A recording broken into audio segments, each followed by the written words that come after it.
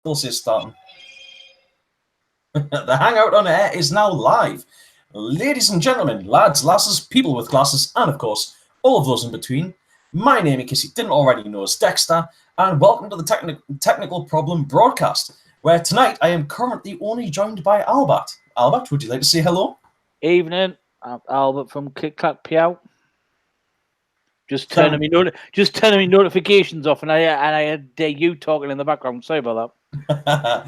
It's fine. Unfortunately, ladies and gentlemen, we are currently two hosts down because one is on the toilet and the other one is currently missing in action. One and a half. Yeah, 1.5. Well, that's it. Chan doesn't really say all that much. However, he does have some interesting insights every now and then. So, ladies and gentlemen, hopefully we will have enough to keep you entertained for tonight. A little bit more entertained than my last live stream.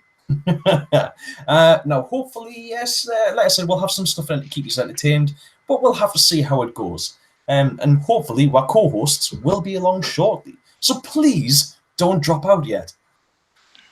Right then, so dropping into the chat here for a moment. We currently have Ben saying, this one working. Hello there, Ben. Yes, it is at the moment. Albert, you've got your own comment. Christ, Ben, you're not anything better than that. Welcome. Finally, Colin, you have arrived. Colin, would you like to introduce yourself?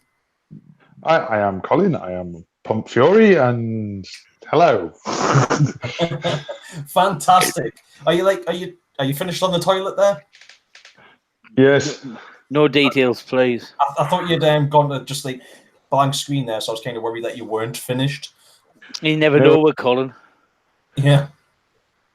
Well, yeah, that could be very true. I still go back to that time we saw him in the bath. Don't go there, stop nightmares. Right. Yeah, indeed. There is nothing wrong with having your phone near you when you're in the bath. There is when you're live streaming. I mean, that's like... You've seen worse, Paul. True, but when it comes to live streaming, there is specific sort of websites that you can go on for that kind of content. Yeah, Pornhub. So, right, next up we have Paul. Hello there, Paul. Thank you very much for the information the other day. Paul says, this is the highlight of his week, and his too. Gassy, rumour has it that Dex is a fake ginger. Well, Gassy, since you mentioned it, if you just want to take it, of course, family-friendly channel, I won't actually expose myself. Perhaps on my Snapchat if you send us money. Oh dear. All about the premium snaps. I've even got a ginger drink here. Oh, fantastic. I might have to get some of that for next weekend. The dentist says I'm not allowed. Yeah. Whatever happened to the Iron Brew energy drink? Iron Brew 42. It just 32. died. Brew 32. I thought it was 42. Yeah. Oh, well. Right, I'm drinking my son's lager. Oh, no. I've got a special bottle. And I've got an empty glass, so... It's all right, my bottle's not open yet. Oh. So you've actually got extra. I've got nothing at the moment. Don't know if you heard that, but my son called me a dick when he heard I was drinking his lager. Well, if you're stealing his lager, I don't blame him. Yeah, well, who's the real dick? Because he's the one who didn't drink it fast enough and let you drink it. Good point. Yeah. We also Albert. Yeah, again, is that yourself? Dex says he'll show you after the watershed. And Paul says, and if you believe that, you'll believe he has a dog. My dog was just in here with me just moments ago. Yes, but we didn't see it. Yes. It's not real. I wonder if he's actually still. And it's not your dog anyway. If you do show a dog, it's not yours. You borrowed it. It's the neighbours. You've cut a cat flap in the wall so that he can get through. Yeah. A dog flap. Yeah. It comes through from next door just for when you want to show him on camera. Yeah. Just for the occasional pets. That's it. Yeah. They've got like a non-return one though, so I can't go through with them. they've got to let him back. They've kind of got to be sneaky about it, because if I see the hatch open, then I'll try and dive through. Right, Solomon. That's what she said. Yeah, I knew that would come up. that's what she said. Yeah. There's a good start. I'm doing bulletin points, and I said, what did she say? Fake dog and hashtag van life. We haven't got about the van yet. Well, we just have. Right, so ladies and gentlemen, tonight we will be, as the title indicates, be talking about fake goods, the Grand Central Classic, specifically the concept field, and I'm forgetting what that, and the DSG PSR-14. Yeah, by Dynamic Sports. Yes, Dynamic Sports Gear Paintball Sniper Rifle 14. Now, that does also make us wonder if they have a 1 to 13 that they're just not showing off. But it's probably the 14th design. Yeah, possibly. But that does also make us want to see the other 13. And is there any numbers higher than 14? But yes, I do indeed want to see this. I'm loving the looks of it so far. What does worry us is that they've gone for... in fact, no, we'll save this for later on the show. Yeah. Yes, we'll save it for later on. It's going to be good. We're going to stick to the schedule. Yeah. Yes, we are trying to go a little... We are trying to structure this a little bit more. Yeah. And stick to a schedule, as Colin has said. Trying to make it professional. Yes, a bit more professional. Give over. Fortunately, I'm very disorganized and a bit scatterbrained, so... Yeah, this is Dexter's stream, organised by Albert. Somebody's got to do the organisation. I can barely organise my own streams, so... Oh, I'm being sent photos by Paul. Oh. Oh, God. He's not ginger enough, Paul. He's not ginger enough. It's a picture. I read the thing. It's an orangutan. No, it's the skinny one out of Home Alone, the skinny robber, the tall one. Yeah. Yes. As he's poking his head through the flat. Yeah. Richie Wrong scares me. He's just put up there Prince Albert. Oh dear. Yeah. Yeah, this is why Albert. I haven't got a Prince Albert. No. No, this is why Albert's purple, because he's too busy running around trying to sort Dex's stream out for him. Yep. Hey, it's the light community stream. You've seen me photo on Facebook. I wasn't purple. Purple Rain Albert. Right, so we're going to go about fake goods, aren't we? Yes. First topic of the week is fake goods. Like Dex's dog. My dog is not fake. It was a real dog. Just not yours. Well, you've probably all seen it on Facebook, the fake lenses that someone on eBay was selling. Yes. I did notify Di. And I was very surprised. Within 10 minutes, I got a response back, which I thought was proper fast. That, but yeah, basically, thank you for the information. Unfortunately, there's many fake goods kicking around that don't meet safety requirements and standards. But thank you for keeping us. Thanks for keeping us. Thanks for keeping your eyes open and preventing players from buying fake products. We appreciate it. Yeah. Which I think it's fantastic that Di were as fast at responding as they were. Which obviously must mean that Di actually do have somebody that's monitoring social media regular. Yep. But it's the masks as a full kit were kind of worrying enough. You know, the FMA FA1 or whatever it was. I was going to say there was a lad turned up with one at my local site, and they tested it. Yes. From about 10 feet away. The first shot cracked the lens. The second shot went through the lens. The third shot smashed it into smithereens. Yes. Which you think, if you're shooting a marker at 10 balls a second and you stick your head out and catch a stream, that's in a second of firing before on average, not potentially take 3 seconds. Hitting the face with a paintball potentially in your eye. You're also going to get skewered by sharp lens edges.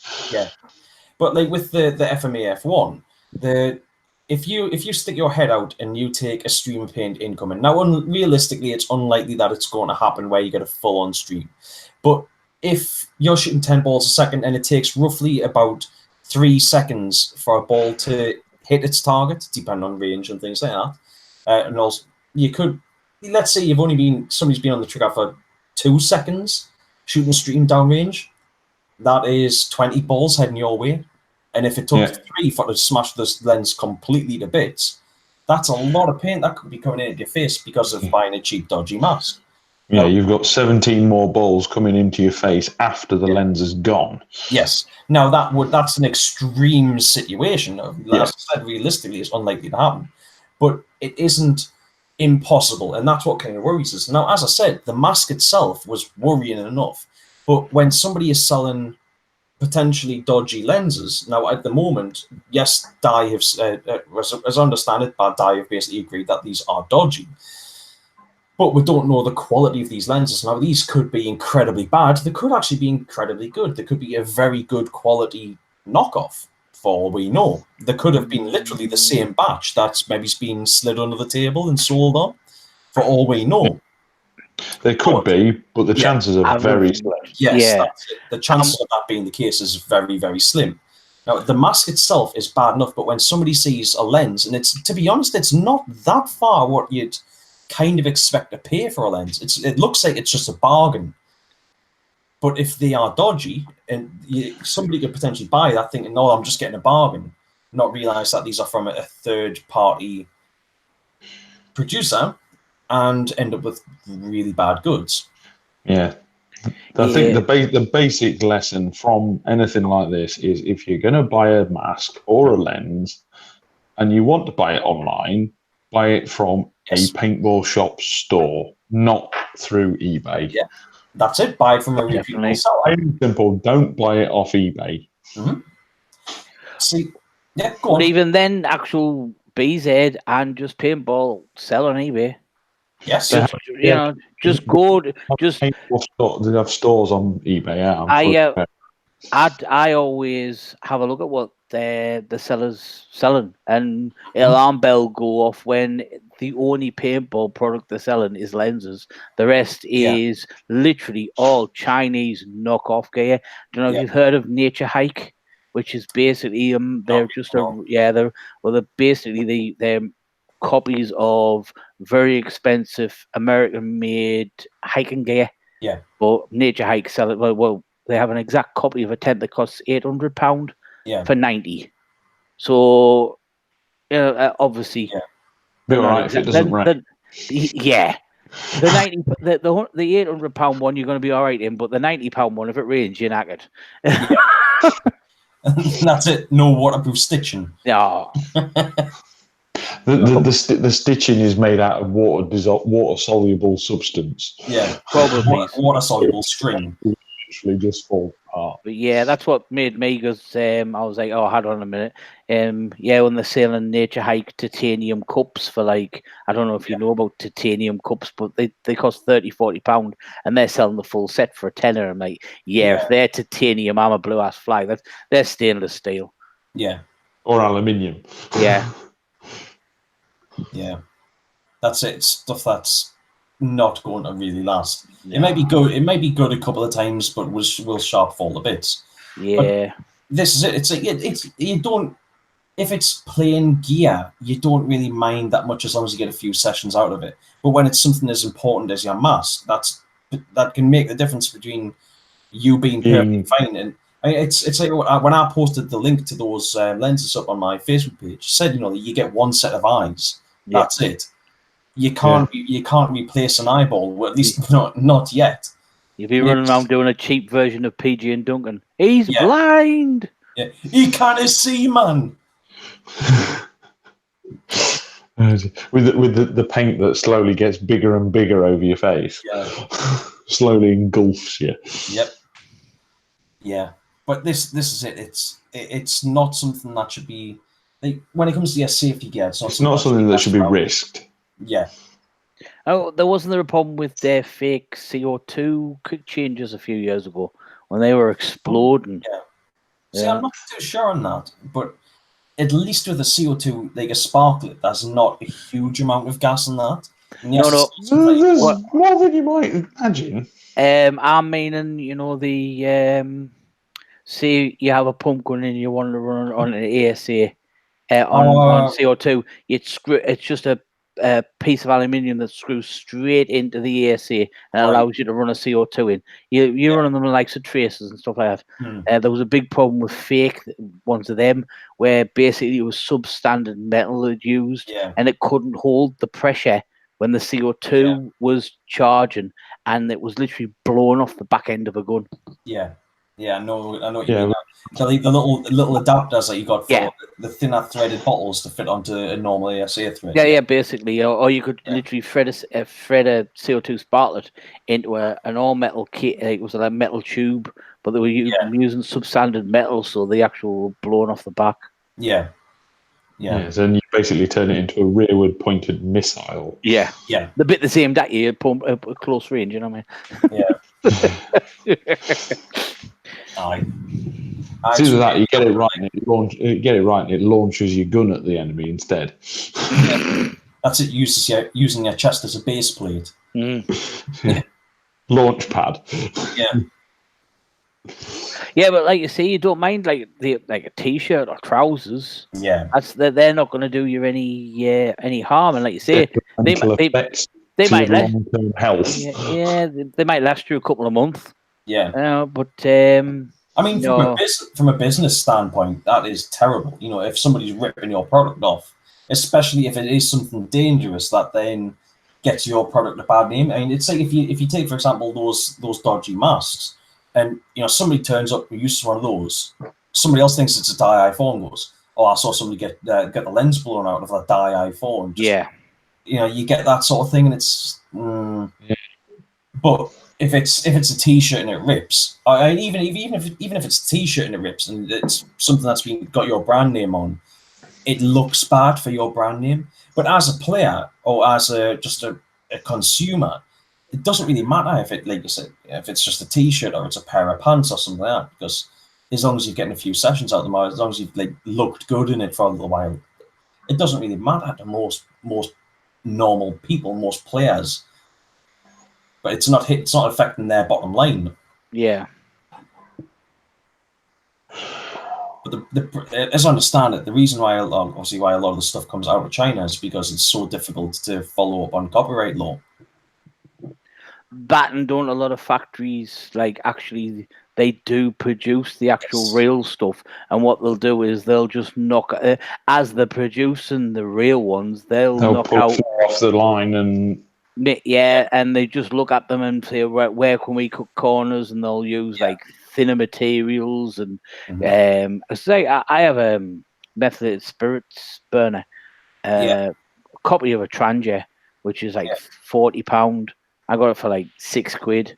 Yeah. And it is a pure down copy. There's just no getting away from it. Yeah. And you can tell it's just a little bit thinner. Yeah. And it's not blown. No, it can't. I'm not daft. I do my research. They're perfectly all right. There's no no danger or nothing. But yeah, they literally they've said I've noticed that they'll say to you, because the real ones were made in the same factory. They've just they've kept the plans, wait until the contract's gone, and they'll just keep on making them. Yeah. Yeah.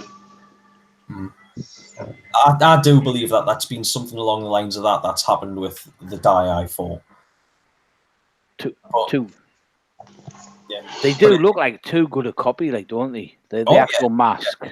I mean, there is subtle differences, but it's very blatantly. One of the main differences though is basically it's not got the dye jewels on it.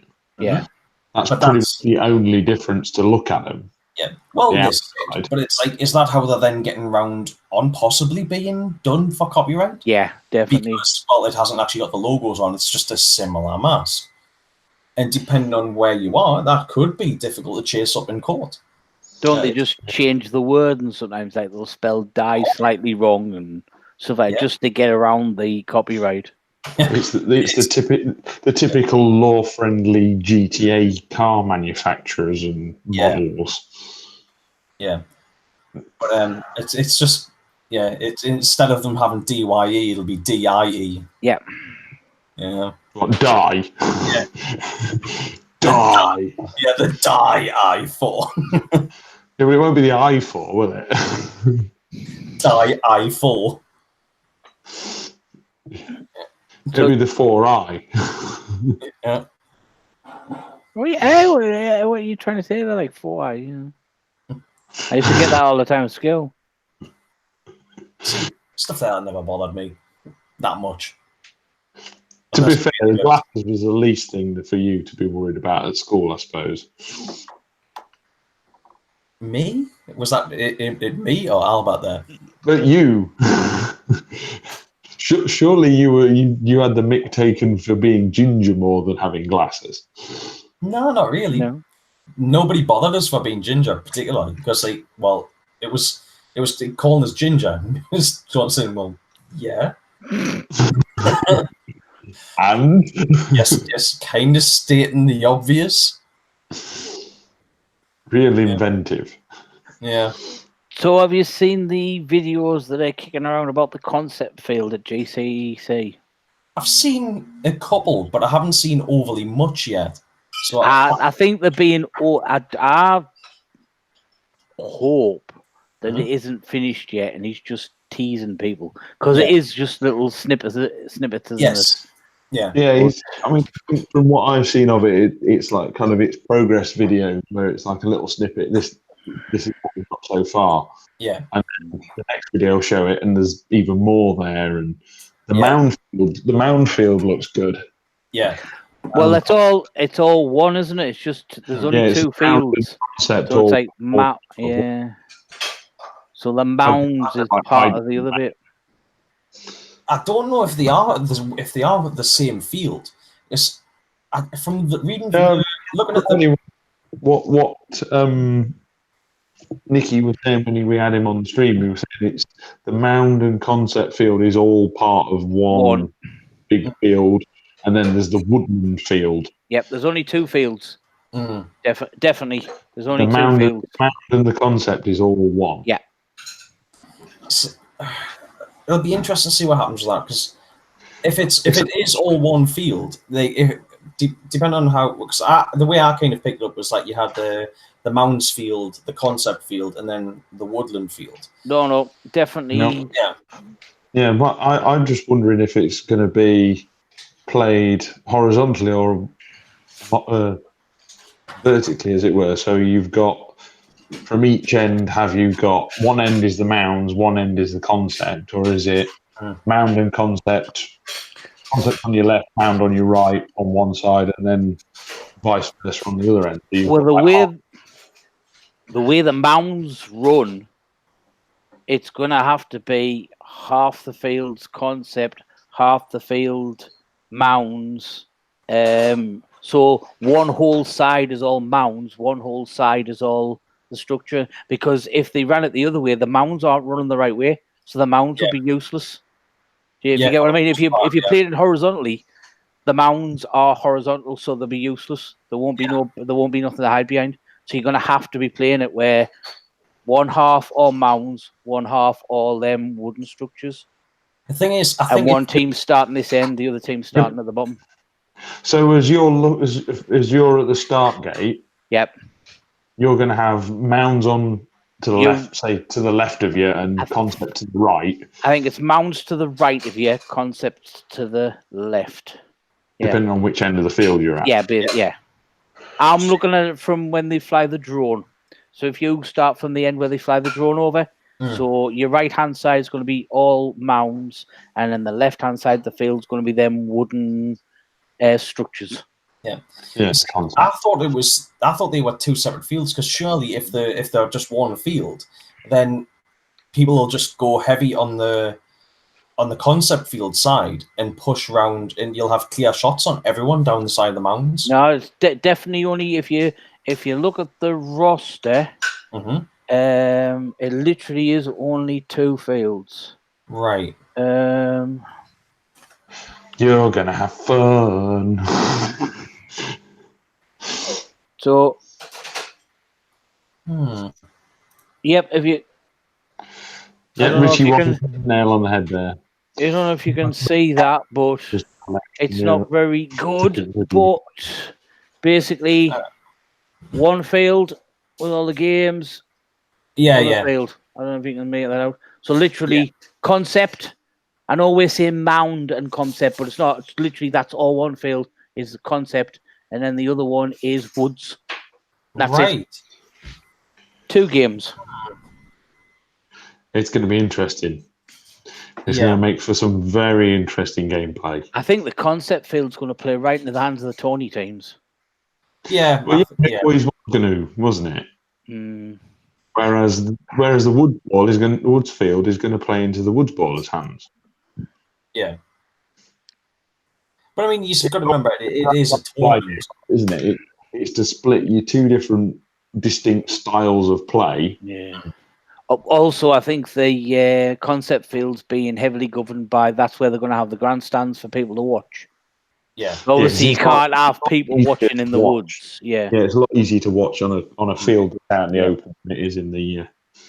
I suppose one good thing, wooden bunkers, you're not going to be able to wrap yourself around them, are you? So that's one good thing. Yeah. Everyone who's going down with nice, shiny, brand new cockers and all this sort of stuff is not going to be wanting to rub it against the bunkers. Not really, no. I think a ratty old gun with a crappy barrel, you're going to be quids in, really. I think there's going to be a fight for the bigger bunkers. Because they've got the ones where it's 2 water carriers on top of each other. IBCMs. Yeah, basically, I think that our team, there's going to be a massive fight over who gets behind them, so they don't have to kneel down on the floor because we're all old men. Fair, Albert, you can probably stand behind them wooden barriers and you'll be fine anyway. Well, have you actually seen how low some of when they've got them that looks like railway sleepers? Stacked in an angle. They aren't very high at all. Yeah. Well, this is it. I mean, they're probably down behind them, laid on the floor. I would guess they're probably about waist height. Which ones, the railway sleeper or the big orange wooden? The big orange things. Yeah. Have you seen the wood sleepers as well? The railway sleeper ones. I'm trying to find any information I can about it. They look really low. Yeah. Well, they'll be trying to replace the sort of like a snake. Yeah. Let's see if I can. Dex, don't try and use the snake. Your bum's too big. It is now. I was never a big fan of having obviously you've got them, which we've all seen. Yeah. Yeah, sort of waist height, crouch down, you get behind them. Yeah. I'm looking for the other ones. Still have me dome stuck over the top. What? Oh, I don't know where they've gone. But yeah, I was never a huge fan of trying to play the snake side anyway. I mean, I got put in the snake, but I always prefer to play the Dorito side anyway. I just normally played my left. Yeah. Whatever that happened to be there. Yeah. Well, but you see, that was the thing. Like when you're playing Tony Ball, you specialize on a side. You don't just play left or right, because obviously you only swap ends. That then changes. The BCMs and the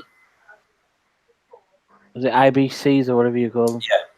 Yeah. And then it's going to be an interesting field to play. That I'm gutted. I'm not going to be able to see it. Yeah. Can you not just come down with your lass and just not play, just watch? What, and have the baby there? Yeah, that's not very fun. I'm sure they normally have a ambulance or something. I cannot for the life of me see find the photo, but they were literally, it was just it was just one photo, and you can see it's railway sleepers. One shorter than the next one, then the next one, then the next one. Yeah. I can't find. You see, there's one thing for certain: them bunkers are not going to be comfortable to run into. No, that's without a doubt. That. Well, if there's like the railways have been put in as kind of like a snake bunker, as long as there's some uprights to crawl up to and then get myself up a height, I could still potentially play it.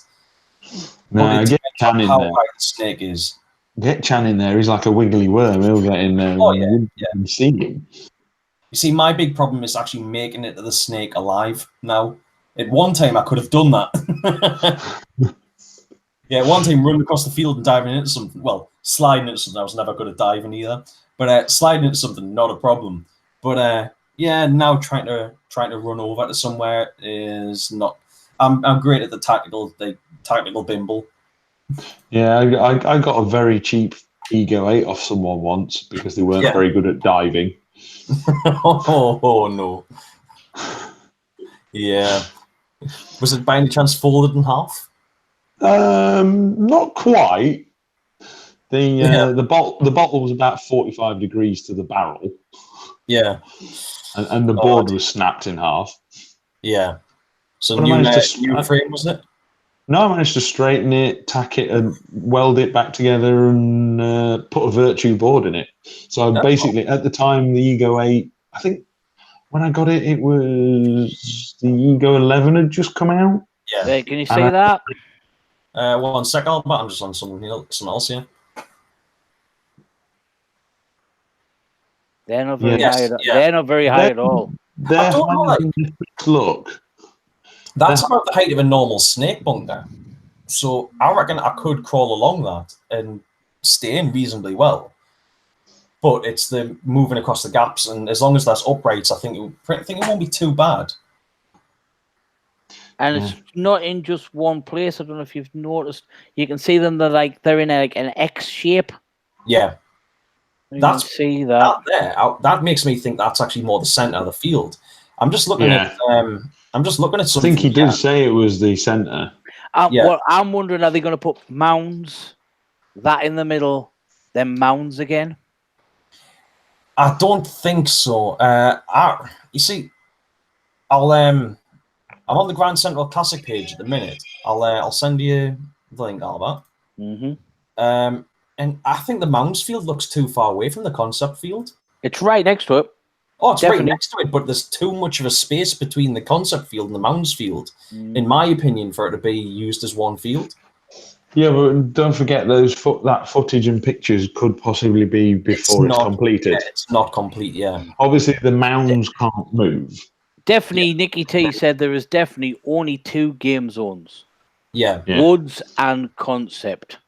Yeah. So the mounds and everything else are all part of the concept. The rest of the sort of the concept field with the wooden panels and stuff, that's all movable. Yeah. So if he wanted to, he could change the field up at dinner. I'd really screw with you if you changed the field at lunch. Yeah. Well, potentially could. Depending on how it plays, they could change some aspects of it. Yeah, what I was saying about that Ego 8, at the time the Ego 11 had just come out. Is that what you've just sent me? Yeah, that's the one I've just sent you. Yeah. So when the video first starts to play, it looks like there's quite a large gap between the concept field and the thingy field. Yeah. Yeah, but cameras are a bit like mirrors. The objects seem further away. Yeah. That's it. It could be completely different. You could be putting more than barriers next to it. Can I finish my damn point now? Go on. Basically, long and short of it, I ended up at the time when the Ego 11 had just come out, I ended up with an Ego 8 for about 100 quid working. Yeah. Which is cheap for an Ego 8 now. Oh, yeah. That's it. I mean, lady as well. Yeah, when the Ego 11 was coming out, I think that you're still looking at knocking on 300 quid for an Ego 8. Yep. So I think it was around about that sort of time when I was playing tournament, and it was fun to try and get my hands on an Ego 8. I mean, I can remember there's photos of us playing with a couple of the other guys as Ego 8s, and they had paid about £300. So yeah, that's entirely about right. Yeah, it was a bit of a Billy bargain. Have you also noticed that there's 3 teams dropped out of the Grand Central Classic? No, I haven't. Yes.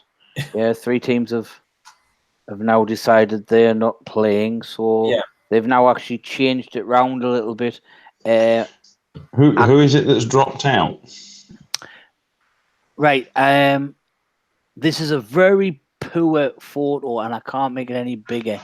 Sorry about this. But basically, we've got 3 groups: Solmanx Mafia, the Yorkshire Bants, BZ Grizzlies, the Clan, UK Preds, I think that's and Venom.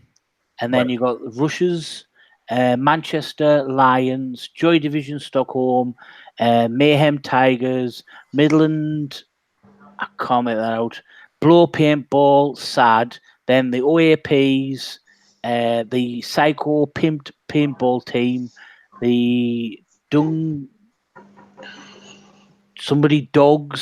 Operation Sandbaggers, the Turks, and No American Crew. Yeah. So you've got one of the Stockholm teams has fell out. That I know for definite. Surely not Joy Division. No, Joy Division is definitely there. It was the Stockholm Inversion. Is it Inversion? I have no idea, mate. Yeah, but Stockholm Joy Division is definitely there. But there was 2 Stockholm teams. There's 2 Stockholm teams. Yeah. The Joy Division, and then there was the new Tawny team, but they're not. Yeah. So what they've did is they've changed it round a little, and there's a few more games for people to play against. Teams that wouldn't normally be in your group, because like Group 1, you've got the Solmanx Mafia, Yorkshire Bants, BZ, the Clan, UK Preds, and Venom, and in Group 2, Group 3 is Sandbaggers. Now, one of the BZ games is now against the Sandbaggers. Oh, we weren't playing against the Sandbaggers, and we are now. Yeah. You see, as far as I'm concerned, I don't. You just tell us when you need us on field. I'm not even that fussed about who. I don't care who we're playing against, and I don't want it to sound like I'm being cocky or anything. I literally just do not care. Put us on the field, and I'm going to try and shoot the other team out. That's it. I'll share this link. I'll share this link to you, but like I say, it's not a very good. I cannot for the life of me zoom in anymore. I've tried, but I've sent it to both of you. See if you can get any better. But even on the Mac, it's not very good. It's very hard to make out the writing. Yeah, it's like there's a. I'm guessing Buy isn't a team. That's Buy as in Skipper. Yes. Yeah. Because it's in 2 sections, but at least you can have a look for yourselves. But it's really, you cannot zoom in on it. Yeah, I feel like Mr. Magoo trying to read that. You what? Sorry. I feel like Mr. Magoo trying to read that. It is hard, isn't it? Yeah. Yeah. To be fair, Dex, the last time you guys played against, or as far as I'm aware, the last time you guys played against the Sandbaggers, you were chasing them around Curtin. Yeah. I think Lead's decimated about 3 of them. Yeah, but we gave them a good fight though. Yep. Well, I've already said if there's a sin bin area, that's where we should. I reckon we should get a team photo in the sin bin, so all of us actually in the sin bin before the game starts. Like I think the whole team in there. Yeah. We need to have like a photo of the full team in there and just caption it as something like 3 minutes, 30 seconds in the game. 30 seconds in the game, first game. all the Grizzlies in the sin bin. Yeah. So it's either going to be absolute annihilation or absolute hilarious. Because I can see us either getting dragged off by the refs not being able to move for laughing because one of us has done something stupid. Like, Andy's lost his rag and swore his head off and got kicked off the field. So then there's another 3 of us getting dragged off because we can't do nothing for laughing. Or that's the visions I have of it going anyhow. Dexter run off the JT Splatmaster. No, you can't use the JT Splatmaster in this because it's only 68 cal. Yeah. However, give us a classic Splatmaster and hell, I'm game. PGP? I don't know PGP. I'm not a big fan of the cocking on a PGP. It's too stiff. Stiff's not the word for it. Yeah, and that's what she said. Yeah, there we go. I think we're going to need a sound effect before long for this. Yeah, the drum. I think we need drum roll sound effects. Yep. That's what they do on Behind the Bunker. Yeah. They always say when somebody says this one word, you hear this. Yeah. You know what it is? I haven't actually seen Behind the Bunker post anything on their YouTube channel for a little while. Maybe I might just be missing it, but normally I like to sit and listen to the Behind the Bunker podcast on I think they do theirs on a Monday night as well. Yes, they do. So, but obviously, time schedule theirs is a lot later. It's about 1 a.m. I have actually stopped it once and watched it live. Yeah. But I quite like listening to it when I'm at work the next day. Oh dear. But yeah, we say it's sad that there's a few teams dropped out, but I think for those that are playing it, it's probably better because it means you get more games. Yeah. He knackered more. Albert gets more chance to get shot. Yeah, basically. No one was getting shot. And he has more chances to swear at somebody. Yep. Yeah. But like I said, I'm not interested in looking at the team roster. I'll look at it once we've finished the day. I don't want to know who we're playing against. I just want to go out and play against them. Well, our first game is against Yorkshire Bants. Albert. One needs to go. I did that on purpose because I heard you say it. Then after lunch we've got the sandbag. Oh bloody hell! After lunch, we'll not be able to bloody move because we're all stuffed our faces, and we've got the sandbaggers. Yeah. Yeah. See what you need to do. Someone has to go to the pound shop and buy a load of teddies for you to throw out the pram. Yeah. Dummies and stuff. Just throw them at the other team. That's it. Just every time one of we had shot, we'll just launch a teddy at them.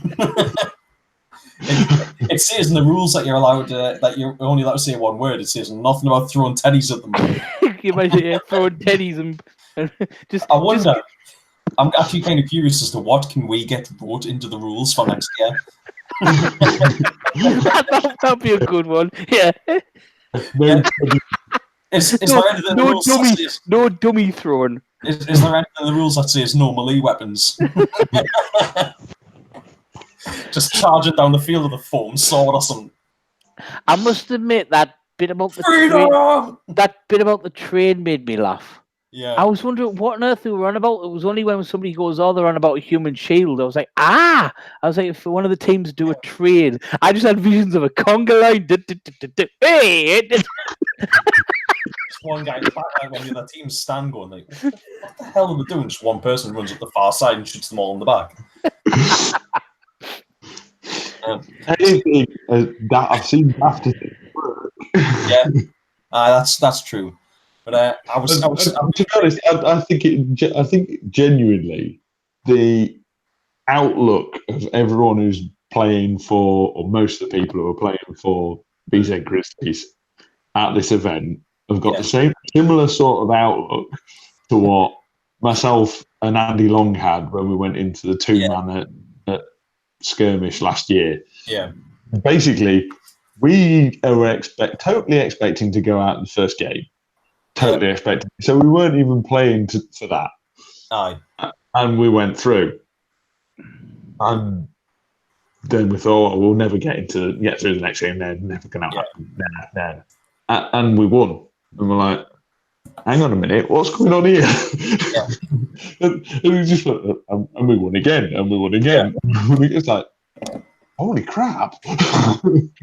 I do honestly think we might give a couple of teams a shock because we have got I think you'll shock yourselves, to be honest. No, all fairness, we have got a couple of good players. You've got a lot of really good players. You've just not got a lot of really good players that are used to playing as a team together in a tournament environment. Yeah. Well, I don't know about you guys, but I did one student Ion, so I've got I'd say I'm a pro or not. But... You have a pretty formidable. You got a pretty formidable team, and if you've got the attitude of you just going there to go and have a good laugh, you'll probably do better than if you take it serious. But Colin, I don't do tournaments. We don't do serious full stop. No, I don't do tournaments as a laugh. Are you too competitive like Dexter? When it comes to tournaments, we're gonna have to rein you back, are we? I do get a little bit competitive when it got to the tournaments. Someone find him a blooming jock hat with a ginger hair out the bottom of it, and just to sort of calm him down. Yeah. I was thinking along the lines of what Gassy said with Andy. If anybody realizes he's just about to swear, hit him with a what was it, with a stun gun. It's all right, ref. He's just having an epileptic fit. Yeah, he just needs to lie down. If you think he's about to swear, shoot him yourself. But I just said before there, Albert. It's like I'm not saying I'm a pro or anything, but I did once shoot an Ion, so I had an Ion. That means but all. Yeah, that's the point. You and about half the paintballing community. In fact, maybe more than half the paintball community had an Ion at one point. One thing I would say though is everyone on Grizzlies sorted for mech markers. I've got my pump. I got my pump. Yeah. Yeah. Well, I was just going to say, because if anyone wants anything, you're more than welcome to call in and collect something and borrow it. We've already put a post up on the pages, haven't we? And make sure that everyone has at least 2 guns. One, if you're a pump player, one. We've got at least 1 mechanical available to us as well. Yeah. In case we do start getting a bit. Because I've got an EMech, I've got a Mech Ion. I've got a Resurrection. You need to say what you haven't got, wouldn't it, Colin? Yeah, probably. But it's a genuine offer. If anyone does need to borrow anything, just get someone to call in and collect it. Yeah. Thank you very much, mate. But I think we're. Yeah, I think we're mostly all right. I mean, I've got an EMech that I'm taking, and if for some reason that isn't working, or for some reason I just decide, something what it is, screw it, I'm just gonna have a laugh. I'll be taking a couple of pumps with us anyway. Yeah, so, I got my sniper, and Gassy's kindly offered to borrow me an EMech. So yeah, I mean, I'm more comfortable using a pump now than I am actually using a tournament gun. So, yeah, not the only one. Yeah. I am Pump Fury after all. Yeah. But on the subject of the Grand Central Classic, there is something very exciting coming out of this game, and that is the bringing back an old school paint. Oh, the Hellfire. Yep. An old school paint that is was very good. Yeah. I remember shooting some Hellfire. Few games. Well, it was probably Stargate, one of my first games that I played. I had a bit of Hellfire, and my God, was that good paint! Yeah. And it's being made to the same recipe and everything as the original. Well, let's hope so. They're not just rebranding some 5-star. Well, that's going to be the issue, isn't it? Is it the same paint or is it a rebranding? Well, according to Nikki, it is the same paint remade. It's the same recipe as the original Hellfire. Yeah. And if it is, you'll know it is because everybody will be orange by the end of the day because you cannot wipe that stuff off.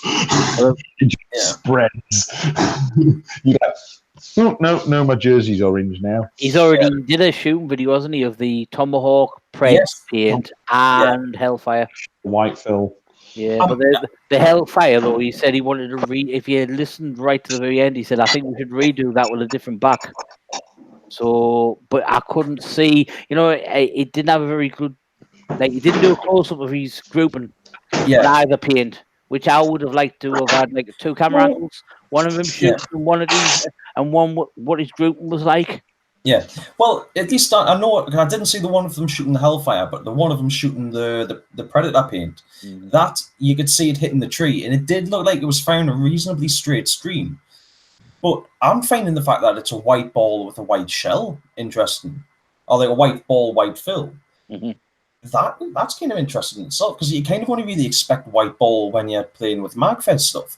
Now, what I do kind of worry about a little bit when it comes to that is there a potential? Now, obviously, it won't matter that much for GCC, but is there a potential for that to maybe get mixed up with some of the Tomahawk stuff that they use at, say, like District 23? And you could potentially go to a normal event and shoot a whole box of, be shooting at people across field and be hitting them with clear paint. I've sent you the link of the Hellfire being shot. Right. I don't know why I'm looking on my phone. I've got my laptop literally in front of us. So yeah, you hear him at the end saying about he'd wanted to redo it with a different back. So I'm just wondering if it was off a little. Yeah. Oh, what's happened? Yeah. We've lost Colin. Oh, have we? Yeah. Picturing he's muted, unless his wife's just come walking in. Yeah, that might be it. I think I might need to defrag my computer again. It's starting to run a bit slow now, and well, it's starting to run even slower than normal. That's one thing about Macs. So easy to defrag a normal PC. It's an absolute nightmare to defrag a Mac. Yeah. Oh, honestly. Colin says he's just sorting something. He'll be back in a second. Ah, no problem. Right. Can I get this door open? Yeah, like I say, the Predator paint, like I say, white fill, white shell, and the Preds are going on like it's the best thing since sliced bread. Yeah, well, I mean, the Preds do know what they're talking about. So last ever UK team to be world champions, aren't they? The Preds. Well, you know what it is? Up until like the past year or so, when there's been like a lot of buzz around about the Pred Cockers, I wasn't even that familiar with the Predators. They're an old school team. Yeah, I've seen like some of the old school Predator Cockers, but I've never really. I wasn't familiar with the Preds. I didn't know if they're still going or what was going on with them. They were the last team to win the world championship. Yeah. Using pump guns. They used Sterlings. Yeah. Up against people with auto mags and Cockers. And then obviously they went on to the auto cockers as well. But they're all proper old school, like 1990s. And then, like you say, you never heard nothing of them for a long time. And then I think it was Marcus decided to reform them. Well, he came back to the sport. He left altogether. There's a lot of people do that, mind. Yeah. Yeah. And I can kind of understand it as well, like if you, I think it was, I'm not sure if it was, who it was that was on, I think it was one of the Paintball Magazine's podcasts, where I'm pretty sure it was them, where they were talking to somebody, and they're saying it was, that they'd left because they'd had like family and things like that, and then obviously now that they're making a comeback once they can kind of afford it again and all that sort of stuff. And I can understand that, obviously having kids, raising a family, all that sort of stuff. It's very time consuming and it kind of expensive. So just going through through some of the comments. Paul saying Dark Side Uzi for a bit more capacity. Yeah. I believe that the Dark Side Uzi, I believe, was a relatively early paintball gun, but obviously designed to look like an Uzi. Boulder said that they train against LA Iron Men once, and it didn't go down very well. Yeah. Yeah, I would imagine it didn't against them. Richie Wong saying Cocker and Mags for the win. Oh, definitely. I'm just trying to see if I can find the Dark Side Uzi. There is there's a video on from Pistol Pete about paintball Uzi. That's a long time. That's an old name I haven't heard in a long time.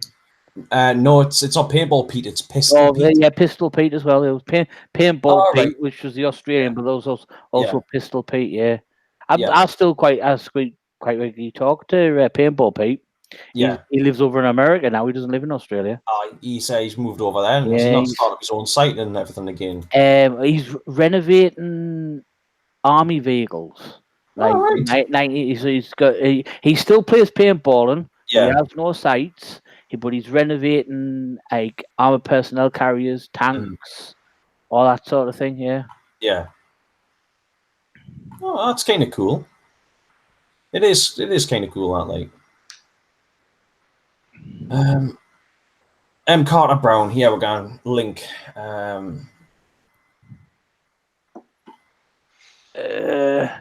Ben saying they reformed, sponsored by Empire, playing the CPPS and Super Fives. I'm guessing they're on about the Preds. Yeah. Abel and Marcus reformed the Pred team, played one event, the PA Cup. And he thinks he reckons Marcus is the only ex-Pred. All right. And Ben, they regrouped for the UKWMs. That's the UK Woods Ball Masters, isn't it? Woodland Masters. Yeah, Woodland Masters. Yeah, well, I suppose Woods Ball, Woodland. Yeah, you know, you get the same sort of thing. Right, if you click on that link, that takes you to two different markers. It's the one of them is the Dark Side Uzi. Oh, right, yeah. Ah, yes, yeah, I have seen one of them before, yeah. The first one looks like the Dark Star. I think it's the Dark Star Nova. Yes, Dark Star Nova, definitely without doubt. Yep. Yeah. I nearly bought one of them. Oh man, I would love to get my hands on one of those. A long time ago. I would love to get my hands on one of them. I had the chance of one of them, or what was that going? Gav's still got his. Yeah. Can't think now. Colin says he wants a Superstar Nova. What's the difference between the Superstar and the Dark Star? I know one of them, like it has like a sort of a galaxy effect all over. At least pretty much every single one I've seen has had like a sort of a galaxy effect over part of the body. But I've seen those for like around on. It's normally American pages, but I've wanted one of them for a while, just because I think it's a sort of like a novelty marker. It's one of those that if you turned up to a site, people would look at it and go like, "What's that?" Supernova was an Electro. All right. Yeah, you see, I don't really feel like I would need the Electro. I'd be happy with just the mechanical. That's it. Reciprocating barrel. This is it. It's like things like that. People looking at it wouldn't know anything about it. It would just be something strange to them. Not something that they're not used to. It's a bit like I'd kind of like to get my hands on a Metadyne Thumper, just for a laugh. If you could actually get one to work. Yeah, that's it. If you get one to work, it would be good to get to have one just for a laugh. And they're notorious for not working. Yeah, I don't know many people. In fact, I don't know anyone in the UK that has one. Yeah, and I would come on the poll. How I send with the link with your. Yeah, Paul, we could have one. See what it is. Yeah. No, it won't be one. It'll be like 3. But I don't know anyone in the UK that's got one. I've never seen one in the UK, and the only time I've ever really seen them has been on American pages, and even then, that is very, very few and far between. You'll always recognize one if you see one, but you never see. They were a bit of a flop, in all honesty, which was a shame because they tried to do something different. It kind of reminds us in a way of the Splatmaster. I'm talking like the classic Splatmaster. You know, the fact that you've got to push the button on the back to cock it as opposed to pumping something from the front. It's like the one pump going out of the Desert Duck. Yes. I don't think there's any. I've never seen one of them in the UK. I know they're just a Phantom with the shell on and all that, but I'd still absolutely love one. Oh, Paul's saying no, he hasn't got a Thumper. My God, we found something he doesn't have. I've been actually wondering if Chan could make like a replica of the Desert Duck. All right. Surely it shouldn't be that difficult to make like a frame to slide over the top of a normal Phantom. That's all they basically are, aren't they? They're basically just a frame that it's all Phantom internals, Phantom barrel, isn't it? And that's it. It's literally just as I understand it, it's literally just a replacement pump handle. Yeah, that's basically all it is. I mean, obviously, once you can start going in like the quick changer parts and stuff like that. But you know, if you've got like the gas through grip and those sorts of bits, yeah, that's another matter entirely. Colin's saying Paul should have said he should have still said you had 3. Yeah. if he'd said he had 3, I would have wanted photos. But yeah, it is a shame when companies try something new and it flops. But this actually, I don't know if I've talked to you about this or not. But he's familiar with the YouTuber Novrich. No. Right. I might be if you spoke about him for a bit, like. Novrich is a airsoft sniper. Well, no, I definitely won't have heard of him then. He's probably the biggest. In fact, without a doubt, he is the biggest airsoft sniper on YouTube. The guy, he's a very successful businessman, but recently he's bought out what's known as his full thrust system, and it's basically he's selling a larger caliber BB. Oh yes, you were on about this last week. Yeah, and I thought I might have talked about it, but you and Colin were talking about it because obviously I know all about airsoft. Well, it just made us laugh because I work with a lad who plays airsoft regular, and even he's saying that most sites are saying it's been outright banned in a lot of sites before it's even been released properly, which I do think is a bit shit. You know, give it a chance and see what it's like, test it and stuff. But it's not the guy a chance. Yeah, they're not happy about the fact that it's a larger BB, and I was joking out with them saying that to the lad I work with, just get yourself a paintball gun, get some reballs, and do the sort of the Novrich intro. Just be like, "What's up, guy? I've got the new full thrust system," and just basically a paintball gun with reballs. Yeah, because that's basically all he's done. He's increased the size of the BB. That's it. That big, or you just take? No, it's not that big. It's by like a fraction of a mil. All right. It's I think he's increased them from being like 6 to like something like 6.4 mil. So it's very, very slightly smaller. But if for it to take on, it would mean that everyone would have to go out and buy like upgrade kits or replacement kits. So basically, like 50 cal for paintball. Yes, a bit, yeah. So they talking about when we made it work, and it's like this could make or break him, and it would be a shame if it does break him because he's been a very successful businessman so far.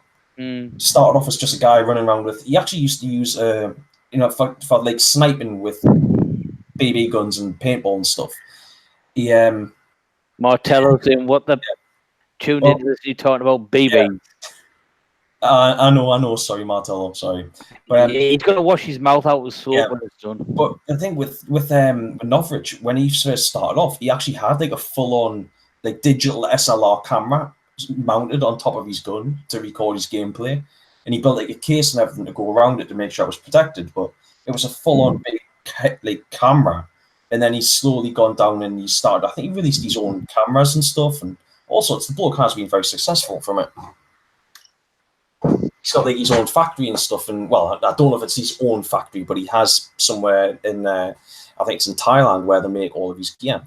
Yeah, it's probably China where they make the knockoff masks for die as well.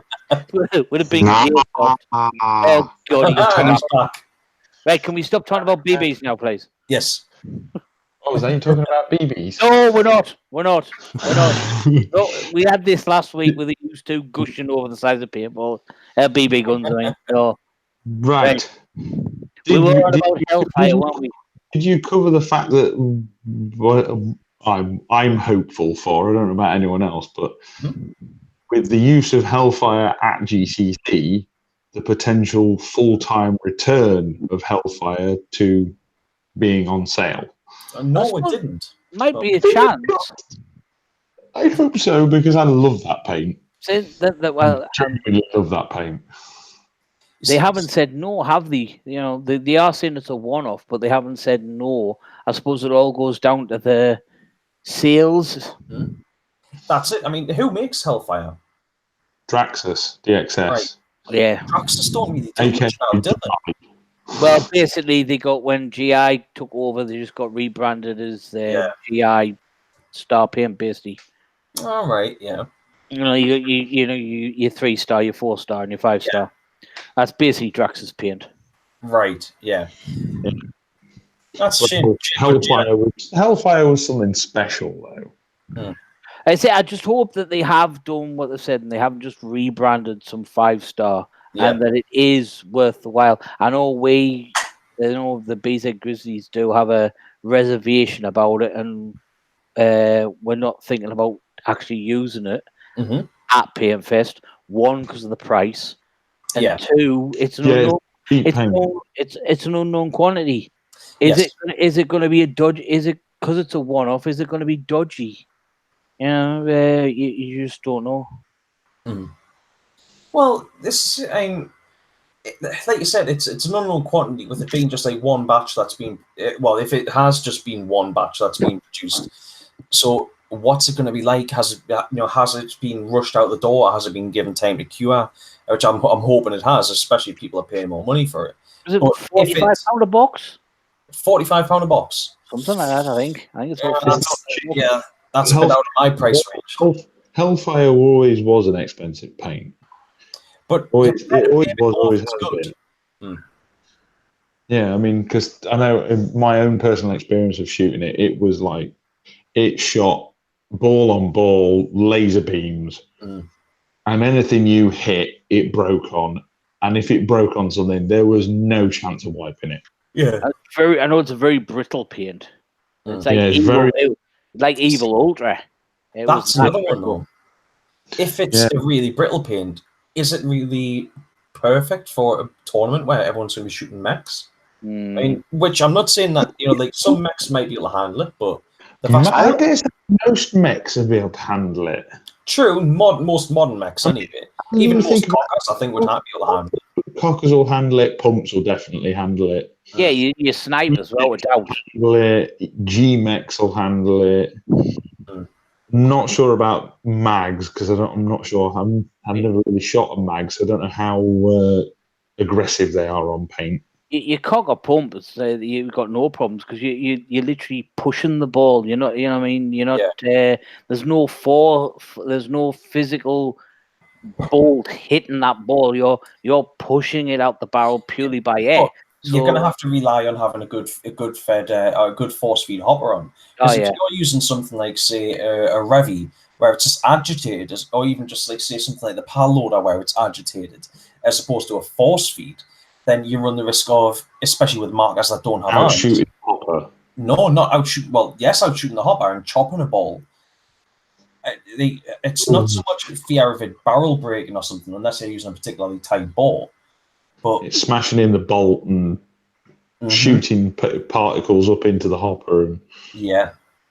Now, in something like, if you're using something like an old cocker and you're using a Revy on it, if that water, if the paint sprays back up inside, then it's gonna be a bit of a pain in the ass to clean out. I mean, can you douse a Revolution in water to just clean it out? I honestly don't think. I'll be very surprised if I see somebody with a Revy out. I don't know. I think there'll be a hell lot of emails. There could be a fair few people who, old school teams, probably coming back and thinking, let's bring back all the old gear. Let's make it a proper retro event. I would say they'll bring back the old markers, but they'll have modern hoppers on them for definites on all of them. I'll be very, very surprised if I see anyone with a grab-fed hopper or a Revy or anything along that lines. I think they're all going to be dyes or spires or the virtual hopper. I think I'll be very, very surprised if I see anyone with a spire is.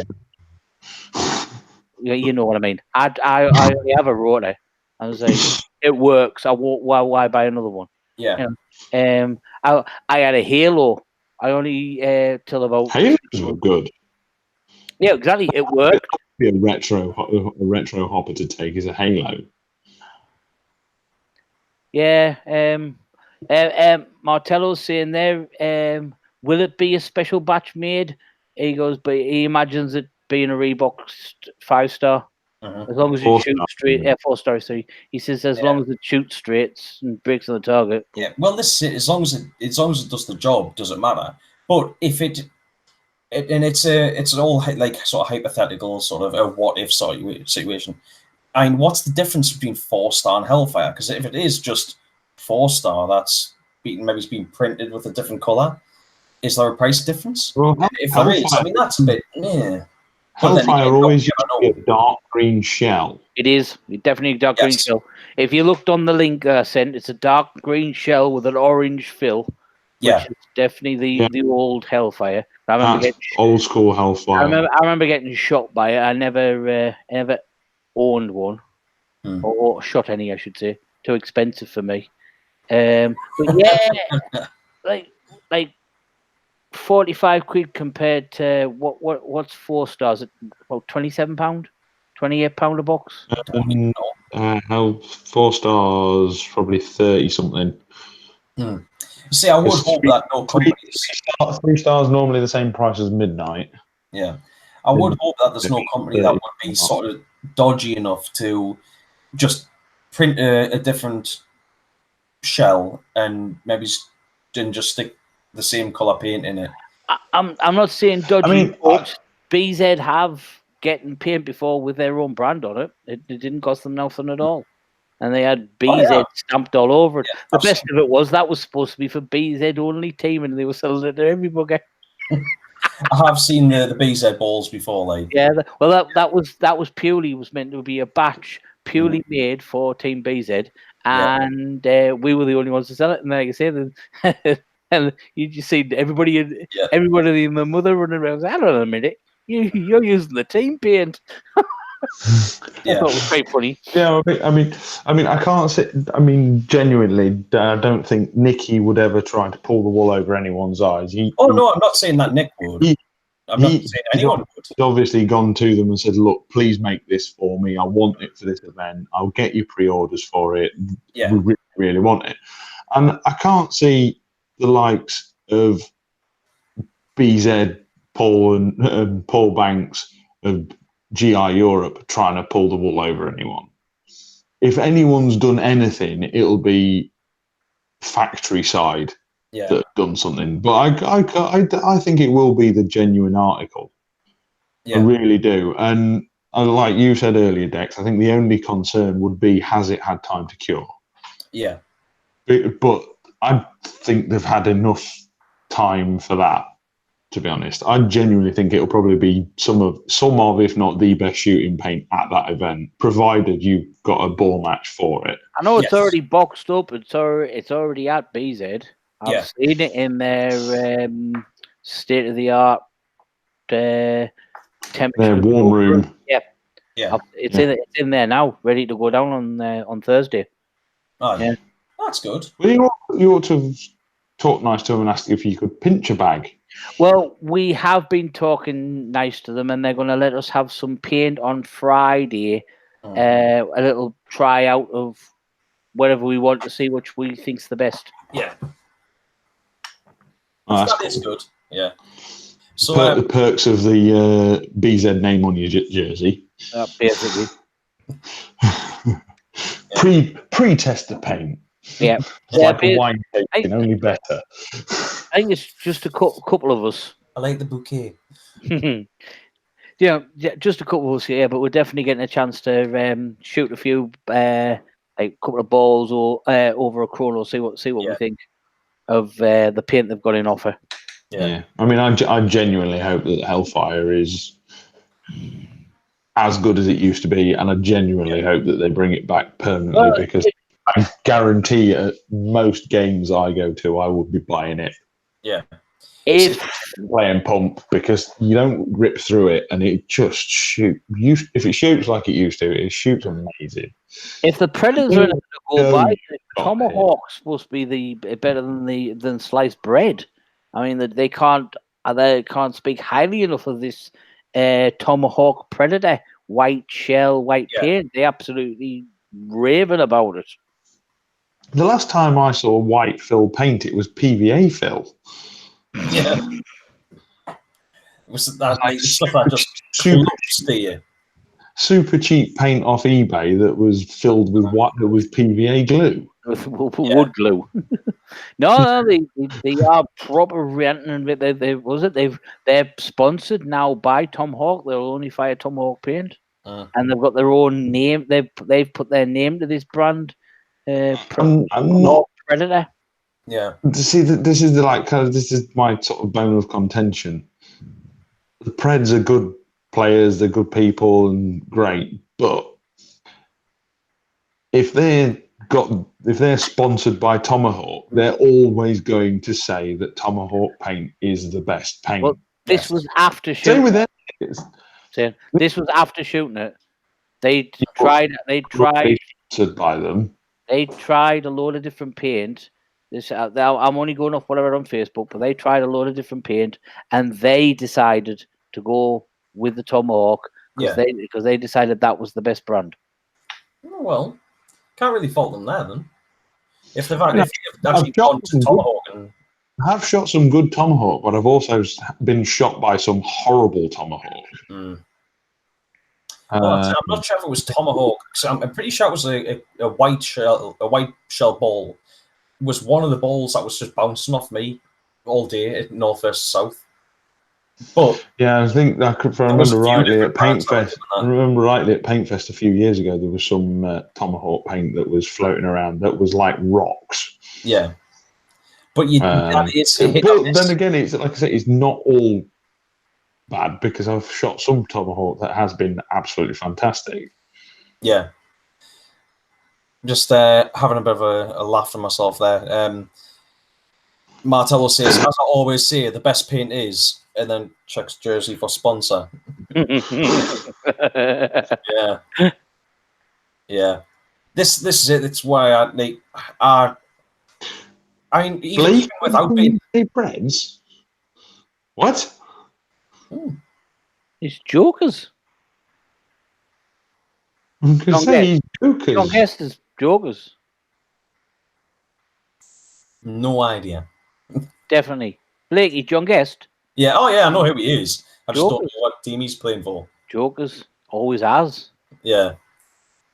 As long as I can remember him, he's always played for the Jokers, which is the YPC team. Aye. Oh well. No idea. Yeah, but it's I've said before, I'm a bit wary about sponsors, and if I'm playing for a team and they decide to get sponsors, then as long as we're getting a good deal and stuff, then that's fantastic. But if I don't like a product, I want to be able to say I don't like a product without having to be legally obliged to say, oh no, it's good, and then somebody buys it and goes, oh, this is a pile of shit. Something that used to get used against me and a few of the other guys from Nest was that we were sponsored by BZ, and say Nest has never been sponsored by anyone, but it was used as a weapon against you. Well, you're sponsored by BZ, so you're only saying blah blah blah because you're competition. It's like, no, we're not, and you know what, we're not. It's just your product is shit, and we've told you that your product is shit, and now you're trying to say it's competition. But yeah, always wary about sponsors.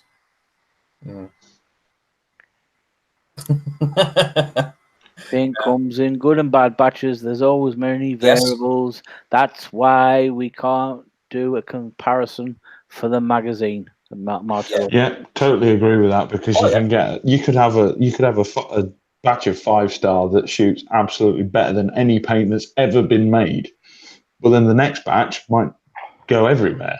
Yeah. I mean, we had some Tipman paint that we were sponsored with, and it looked like golf balls. It got dints all over it, but it shot beautiful. Yeah. You looked at the balls and it was like, well, this shouldn't shoot straight. Yeah. But it did. Yeah. It was like, Huh? Sorry, I'm just laughing at what Paul put. Mid-season transfer news just in. LOL. Yeah. Ah. But yeah, Well, I've just messaged John, and he said there are 2 or 3 called Blakey. All right. But yeah, I forget what I was going to say. Oh well, it can't have been that important. Dear. Are we what we're going to do? Get on now to about that sniper rifle? Yeah, can do. There's something that's not going to get used at the GCC. Yeah. If it was in production. If somebody wants to give us one of those sniper rifles, I'll use that at the GCC. That would be entertaining. Running like genuine. With a bull action sniper rifle. Yep. Yeah, that 3D the 3D concept that they've that does look interesting. That's it. At the moment, it's only a prototype, and it's a prototype. It's been 3D printed. I dare say it's not really Albert's cup of tea. But you see, not your normal cup of tea, anyway. Yeah, but that's the thing. It's glorified stock class. Well, that's it. It's modified stock class. But that's the thing. It's not just a semi-automatic with a spring feed on it. It's effectively a pump action. Mm-hmm. I mean, pump action is basically just a bolt action. At the back. Yeah, that's it. You're pumping it by pulling the bolt out the back and then pumping it forward. So you've kind of got to give it a little bit of respect for that. I'm wondering if we're going to take over where the Hammer 7 left off, because basically all sniper rifles, all Hammer 7 modification. The biggest thing that will make that decision is how much it costs. Yeah. Well, this is if it's £3,000 to buy, then it's not going to replace Hammer 7. No, definitely not. If it's sort of 300-400 quid, it'll probably be somewhere near, because it'll put it in the same ballpark as the MG100. But you've got to remember, this is a dedicated sniper. Yeah, but it's the same sort of ballpark figure as the MG100, but it is a proper dedicated sniper, which the only thing that comes close to it is a SAR 12 that's 1,500. Yeah, but the Hammer 7 was only 100 quid. Not even that. I think it's £79 at one point. Oh yeah, that's it. I mean, but you can't expect something that looks like that with the body and everything already done. No, I know people have spent lots of money on them. Well, this is the Hammer 7 was a cheap base gun. Yes. They spent more than the gun was worth in the first place modifying to make it look like this new SG-14 or whatever it is. That's nothing new in paintball, is it? Yeah, that's nothing new in paintball, is it? Look at the Ion. Christ, I mean, the amount of people bought the base Ion and they spent freaking hundreds making it look all different. You know what I mean? It's not a new thing, and I think that plays to a lot of people. I think a lot of people like the idea of getting a Hammer 7 and putting their own stamp on it, so there isn't another gun out there that might look a little bit like theirs, but not exactly. You know I'm hoping for around about the £200 mark. That's where I'm hoping it might sort of sit, but we won't know until we get more information. And at the minute, they're doing reasonably regular updates of when they're getting like the mags in, when they got the prototype rifle in and stuff like that. So I'm hoping that they keep continuing with that, and then there might be give away a price. But yeah, it's definitely going to be an interesting one. Apparently, it shoots first strike straight out of the box as well. Oh, that's going to be the idea. It's going to shoot first strike straight out of the bag, a box, whatever you want.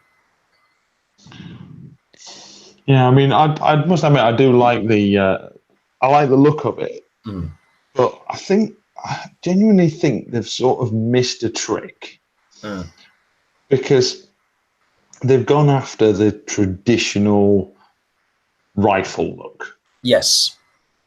You're making it for paintball, so it's never going to quite work ergonomically the same with a mask. So with a mask?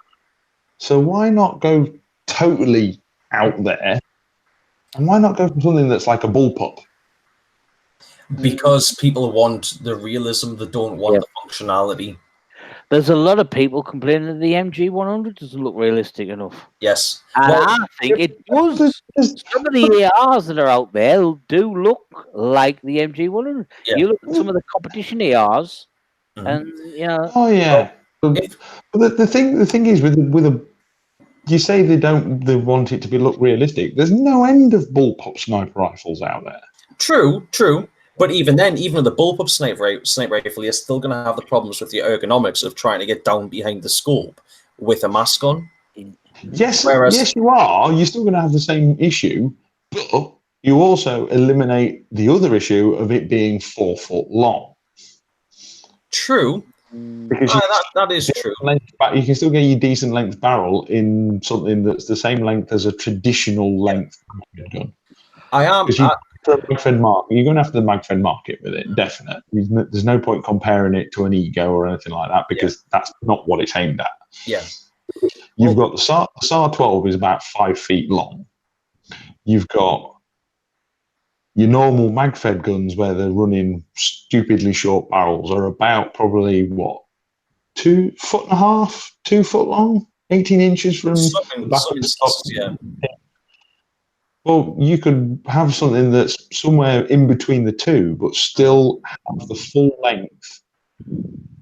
Yeah. You could still have your full 20-inch barrel and have something that's 3 foot long. Yeah. That you can still run round and you can still get it in behind smaller spaces and everything like that. Yeah. If I remember rightly, there was a bullpup paintball gun. There has been some. There was actually one. There was a modification kit that you could get for the A5 because the Hidden Hedgehog actually. The A5. No, I'm on about an actual, totally from scratch, but it was a massive flop. Yeah. Well, technically, the Defender was a bullpup gun. True. Hello there, Chan. Thank you very much for dropping in. But are you not going to join the chat? You should have the link in your inbox. Also there, hello Tony. Thank you very much for dropping in. It doesn't matter that you're late. You're here now. But this is it.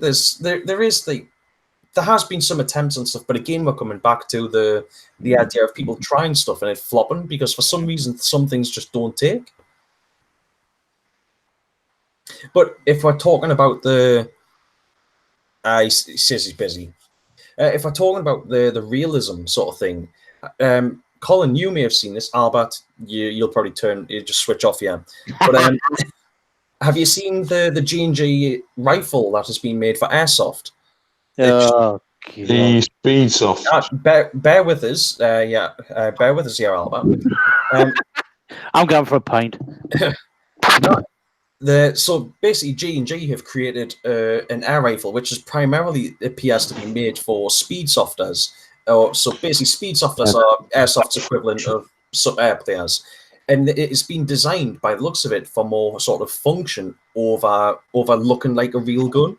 Now, it has got real gun elements to it, but it's stuff like it's got a dropped. It's got no hand guard. It's got a stock that is down to 45 degrees. Yeah, so you can actually get down behind the rifle as opposed to trying to get your cheek up against it.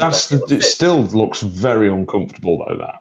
It probably would be because if you've ever used a Phantom or a normal sort of like a classic sort of Nelson valve pump marker where they've got the gas the tank out the back and it's kind of kicked down a little bit. That's still not great, but why didn't they just stick the stock on the bottom of the pistol grip? Because I think that's too close to paintball. And the other thing that they've put on it is very nice. The other thing that they've actually put on it is they've put a double trigger frame, which looks to me as if they're planning on running it from a micro switch, which means that you'll be able to have a semi-automatic gun, but fire it as fast as a paintball gun. So you'll be able to walk the trigger on an airsoft gun. And they've taken some of these aspects from paintball and they've moved them over to airsoft for the rise in speedsoft community. And airsofters are going apeshit about this thing. Because they're complaining that it looks too close to paintball sort of stuff, and it doesn't look realistic enough. Now, it's a speedsoft gun straight out the box, whereas most speedsofters use modified normal airsoft guns. So they take the shrouds off, they sort the stocks out. They'll have like wire stocks so they can get down in behind the gun straight away. They have massive mags and all this sort of stuff. Because Speedsoft is paintball with BB guns. Yeah, that's exactly it. It's tournament paintball with a BB gun. But Tony's saying he likes the MG100 because of the choice of the stocks, normal or the drop forward, or the drop stock, sorry. Well, this is it, and we've talked about this before. Even with the drop stock on it, it's still a more ergonomic design than a normal rifle is for when you're wearing a mask. It's like, if you notice, when squaddies, using real steel and everything, generally when a squaddie is wearing some kind of mask that he can't get down behind the rifle, it's generally going to be CQB sort of stuff, and they'll be using things like red dots and replay in place of actually aiming properly. If somebody's using if a real soldier is using something like a ballistic shield, then they generally won't be using something that requires good cheek weld. What gun that you've just sent me, Colin? That is from the ever faithful Paul, and it's a PMI 3 with aftermarket stock. Nice. PMI 3. So it's a bullpup PMI 3. Because it looks a lot like the gun that one of the first guns I wanted. Obviously not with that stock. That's what I'm saying. The body on it. Yeah, like one of the guns I used to.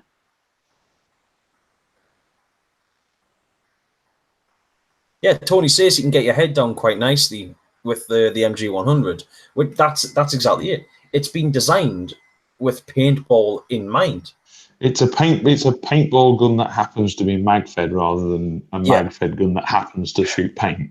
Yeah, whereas that's it. Exactly. Whereas obviously the PSR-14 has been designed to look like the real thing. Now that also leads on to another topic in regards to the PSR-14. While I like the looks of it, the PSR-14 is basically a one. You could easily mistake that for being a real steel rifle, because it's even got the. I don't know if you've noticed or not, but where does the tank go on it? The tank is it in the stock? Yeah, the tank is inside the stock. So I don't exactly know how that works, but it's not even, like where you see some mag-fed markers where they've got the ASA on the back and then you slide a stock over the back and you can still see where there's a tank on there. This thing, it completely hides the tank. So people are saying, well, it's basically a full-on riff. And then you've got the problems of selling and buying riffs, and if the police were to see you with it, they could easily mistake it for being a real thing as opposed to being a paintball marker. But at the same time, that's also not something that's particularly new to paintball either. I mean, there's been riffs being sold in paintball for quite a while now, but the subject hasn't really come up properly yet. Yeah, I mean, I think that depending on the price of it, because I think the SAR-12 sort of done it quite clever, because it's sort of policed itself. Yeah. In that most of the people who are able to afford it, must be of such a background that they are sensible enough to know not to go waving it round in public. Yeah, well, that's it. There's not going to be many people going and buying a marker for 1,500 quid to rob a bank, are there? No. Over in America, you can buy the real thing from all that price. Yeah, that's the problem. You walk into Walmart, you're not sure which one you've picked up, if you pick the real one up or the paintball one up. Well, I believe was it FPS Russia that went somewhere and bought a Mosin Nagant for like $100. Oh yeah, you can in America you can pick up a. I mean, I watched wearing one of his shirts. I watched Demolition Ranch, and him and two other YouTubers in one of his videos did a pawn shop challenge. Yeah, and they had $200, I think it was. Yeah, and he came out with the most ridiculous tiny pistol thing that was known to man that they were frightened to shoot in case they shot their own fingers off. Yeah, it's like a Derringer or something. Well, one of them pulled out a Mac 10 or something. But one of them came out with an SKS semi-automatic Russian battle rifle from World War II. Yeah. Like a 2-foot-long bayonet on it as well. It's like, what? Yeah. It's like $100. It's like... Yeah, so we're living in the wrong country here. No, I think we're living in the right country, to be quite honest. Nah. Yeah. Don't get me wrong, I would like to fire the real stuff. Yeah. Right? But there's just too much shit going on over there. People getting shot left, right, and bloody centre. Yeah, but how many, like, when your kids have to go through metal detectors to go to schools? Mate, that's happening in, like, London now. Yeah, but you don't hear mass shootings like you do. Like, when was the last mass shooting we had in this country? It's nearly an everyday occurrence in America. It's not walking into high schools and shooting 20 or 30 of their mates just because one of them laughed at them. It's not as bad as it's made out to be. When you're actually looking at the statistics, a lot of the mass shootings that happen in America, like it was put around a while ago that there'd been like a mass shooting every other day or something for like a year or something like that, and it was like most of those shootings were things like gang violence, where they're doing a drive-by, or there was something where it'd been like they'd been. I think aren't some of them clusters where police storm a drug den? Yeah, there's a mass shooting because there's more than 3 victims or something like that. Well, right, I'll give you that, right? But when was the last mass shooting in this country? I don't actually know. Dunblane, possibly. Yep. No, wasn't it that bloke that ran around Lake District? Yes. Morty. Yeah. Yeah, that he wasn't around the Lake District. It was like around my area. Yeah. Well, he topped himself in the Lake District, though, didn't he? No, that was like literally half an hour from my house. Colin is on about the taxi driver who was going around the Lake District shooting people. He's not about Raoul Moat. It happened about 5, maybe 6 years ago. It's about the same sort of time. If that. Yeah, if that. It might even be sooner than that. But yeah, I know which one you're on about, Colin. You're on about the taxi driver, yeah? I think he was a taxi driver. Randomly going around shooting people with a shotgun. Yeah. But the problem that we have in this country, because obviously it's so difficult to actually get your hands on guns, is they just run around stabbing people instead, or running lorries into people, and things like that. Don't get me wrong, I would love to be able to fire the real stuff. Yeah. Like if I ever went, if it ever happened and I did go to America, yes, I would be going to a ranch and I would want to fire the gear. But me personally, having kids, I would not, even if I could in this country, I would not have a firearm in the house. Yeah. You hear such horror stories of a 5-year-old killed his sister because he went up and thought it was a toy, and but that's generally down to like idiots. Oh, don't get me wrong, 100%. But it's like the other statistic in there that like America will never be invaded because behind every blade of grass there's a gun. Yes, it's like the guns outnumber the people on that place. Yeah. I think they've got to be too nuts to be quite honest. There's always two sides of it, and not to be getting all political on the gun debate for America, but guns have gone too far in America to get rid of them. Oh yeah, definitely. But the horse has bolted. It's gone through the gate. It's in the next county. It's far too late to try and start changing laws now because the people you're trying to change the laws who it's going to affect are armed. Yeah. Well, they're going to give them up lightly. Well, you know, and the gun lobbyists, the money that's behind them, they're what keep the what keeps them. But guns are relatively easy to get hold of in the UK. Provided if you go down the right route, it's relatively easy to get a license, and that's legal. Relatively easy to get hold of the guns. Yeah.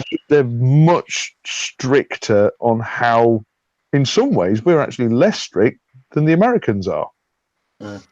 believe it or not. Well, It's like in the UK, you can legally own a silencer just by buying it. Oh yeah, I know But that. it costs as a weapon on your ticket. Whereas in the States, you can't just go and buy one. You have to pay extra fees and all this lot, and it depends on what state you're in, whether you can actually own one. yeah, And you have to stay what caliber it is and everything, and you can't lend it to your mate because that's a felony. yeah. That is your own personal silencer. You are the only one who can use it. If you lend it to your mate and he goes and shoots someone, you're up for manslaughter as well. Yeah, well, I'm not being funny though. But if I owned a silencer, that silencer's not going to kill anybody, is it? No, but it's got to have a gun. You buy it to. It has the proper silencer for a firearm, not for That's probably why it's legal in this country, because you can't buy the gun to go on the end of the silencer. Well, no, you can. Mhm. You can quite easily. There's a gun range about 5 minutes down the road from me. Mhm. You can legally own a 50 cal in this country at the minute. There is lobbying to stop it. You can own a semi-automatic AR rifle in this country. Granted, it can only be chambered in 2.2. It's different cultures, though. Yeah, but you've got to, you have to have a psychological evaluation in this country, which they don't in America. They do, and some They do. Well, They do have a psychological evaluation. You've got to have police check. You've got to have police checks in America as well. Yeah, America is. You can't. People seem to think that you can just walk into a store and buy a gun in America, which you can to an extent. You have to go in. You fill all your forms in. You get your background check done. You get your police checks done, and then you can go back to collect it. Mm-hmm.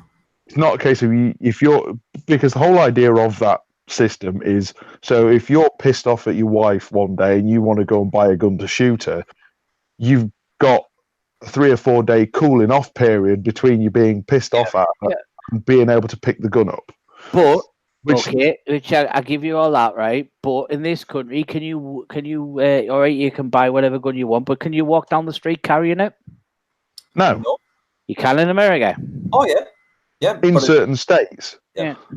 Well, you see, now that's where there's contention, because obviously the Second Amendment is the right to bear arms, and then you've got that's a federal law, but then you've got some states that say, oh well, no, you're not allowed to carry a weapon in this area, and if you do, you'll be arrested on a state level. But you've got the right to bear arms, which is in their constitution. I know this is YouTube and there's two sides to every story and all that blah, but I've seen a lot where it's just a heated argument. That's all it is. Some people having a heated discussion, and then one of them pulls a gun. Oh yeah, back off, and it always doesn't aim at the person, but he shows them. You know what I mean? And it's like, nah. Sorry, but to be quite honest, I am very happy to be living where I think we have a lot safer gun rules than. But that's the thing. Well, we do have. I would say we, for the most part, do have safer gun rules. But then you've got massive knife crime. Yeah. Well, it's you've got knife crime. That's worse than New York. If people want to kill someone, they will find a way to do it. You can pick a hammer up and kill somebody. You can kill somebody with a fork. Oh yeah. You know what I mean? If you try and kill somebody, you're going to kill somebody. A pair of scissors not long ago. Come on. Because what were you doing here? Sorry, I'm just having a look at the comments. Before the guy in Manchester in the 70s banned full auto. Dunblane banned 9mm pistols. Yeah. And then before that, it was in the 70s when all full automatic and semi-automatic shotguns were banned. The guy we're talking about was a security guard with a 2.2. He thought it was in a pub in Gateshead. He was caught in a pub in Gateshead. Right. Oh, you're about wrong, Moat. Right. Oh no, Moat was caught in. It was killed in Rothbury. Oh yeah. Or committed suicide, depending on what kind of story you believe. I still think it was. I think the bloke was. I'm not. I don't feel sorry for the fact that he's dead. He caused a hell of a lot of pain. before through his actions, but I also don't believe that he just shot himself. I think apparently he. You think he was helped along a bit? I think he was helped along a little bit. Yes. He was tased, and it was him being tased. He pulled the trigger. Yes, that's what I think happened. Yeah. That's all, but common knowledge, isn't it? He had the gun facing to his throat, and he they was tasered holding him. himself hostage. Yeah, and they tasered him, and it was because of the taser that he pulled the trigger. Yeah, well, you tense up when you get tased, don't you? Mm-hmm. So, but yes, but yeah. The whole gun debate is a very interesting one because there's a lot of facts that something's getting overlooked, and then there's obviously facts from the other side that get overlooked, and basically it's not a simple conversation to have. Oh no, we just got to look at Canada. They've got near enough the same sort of rules as the Americans. Again, you don't hear Canada is stricter than America, but it's not as strict as what we are. But in other ways, they're actually more open than America. Yep. It's same as in certain states. Certain states in America, full auto isn't legal. Yes. There you go. Other places you can legally own guns in the UK that you can't own in California. Yeah. Mm-hmm. That's yeah. Did you actually see that the Met Police has admitted it's lost control of the streets of London? Nice. Yeah, and did you also see the Met Police had in fact, I'm not even sure if it was just the Met Police, but there was at least the Met Police had their Twitter account hacked, and they posted something saying like, I think it was, "What are you going to do? Call the police." I find that funny. Yeah. Yeah. Somebody was sense of humor. Yeah. Ian Slater's put something in the chat saying different states mean different things. The high gun crime is areas with high gun control. There's not much gun crime in areas where everyone is packing. Yeah, that's actually true. It's it's because of the idea of, where are you going to go if you want to commit a crime with a gun? You go to somewhere where there's no guns. And there was actually a case where there was a bloke had walked into it was something like a 7-Eleven or like a corner shop or a petrol station. To hold it up. Yeah, he went to hold it up. And, turn around and shot him. Yeah, and when he was lying on the floor bleeding, the guy went, "I thought you weren't allowed to have guns here." I was like, "What?" I've seen that one where the kids are holding a 7-Eleven up, and they're fake guns, and the security guard goes, "Well, mine's not fake," and shoots them. Yeah, yeah, that's it. There's some great clips. One of my favorite ones is where somebody went in to try and rob a shop, and everyone inside the shop shot him. Yes, that was the next one. Yeah, he goes in with a gun, and literally the entire shop all pull guns. I've seen that one as well on the security cam. You see him going down here, and there's a load of shoppers, and he's trying to rob the till bloke. Yeah, and then the next minute, there's about 9 guns all. Yeah. But I'm not being funny. Like, I'm quite open to the idea of guns, and I'll be honest, when we had we had the Christmas market, our local Christmas market, a couple of years ago. There'd been the terror attacks in London with the guy who stabbed the police officer and that sort of stuff, and there was threats that they were going to do something else. Yeah, we had armed police in town. Yeah. Regular in Newcastle, but I don't know if Dex will agree. I'll be honest, I'd rather see him all the time. I want our police to be armed. It's hit or miss because it's a bit sort of, if once the police are armed, it's getting a bit sort of dystopian. It's like, I don't think if the public aren't armed, then the police shouldn't be armed. If the public are armed, then the police should be armed. Yeah, but I'm not being funny. I'm fine with that being an armed response unit, but if the public in general aren't allowed weapons, the police shouldn't be allowed to do anything that the public aren't allowed to do. Yeah, but the way I look at it is, someone who's going to go around and shoot people is not going to be giving two monkeys about what the law is. Yep. Oh, I totally agree. They could have a 3-foot machete. They could have a machine gun. They could have anything that they wanted. Oh yeah, well, And this has been demonstrated time and time again.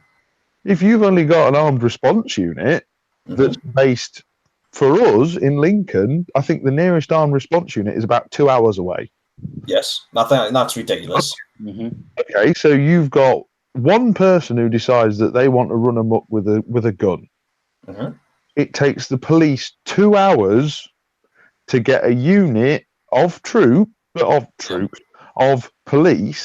to the area. Mate, the police in this country, it takes them ages to attend anything. Yeah, that in itself is an argument for the right to own guns in itself. The way I look at it, all police should be armed, but it's in their vehicle in a radio controlled locker, and then they've got to ask for permission to be able to, and then the station flicks a switch and allows them to open the box where the guns are. Because, like I say, if somebody's with a car mowing people down, you're going to wait an hour for a response coming. Oh yeah. But if there is a cop, a copper, like a cop car there, like just a local big cop in the car, and he has the chance to be able to tell them the situation. The thing is, though, and they have a radio control lock, and then the police station goes, yes, you are allowed to use force. They flick a switch. He allows him to open the cabinet up and then get guns out. I know in Durham, all the county cars are already out yet. Because I have a friend who's a county police officer, and all the county police have these radio-controlled lockboxes, and they can ask for permission. And there is a semi-automatic and pistols in that thing, and they can open it up and be able to use it. But that means that every cop in the UK would then have to go through firearms training as well. Yeah. But the way we're living at the minute, with the bloody suicide bombers blowing up kids that are going to concerts, people targeting tourists who are just walking over bridges, and they're using cars as weapons.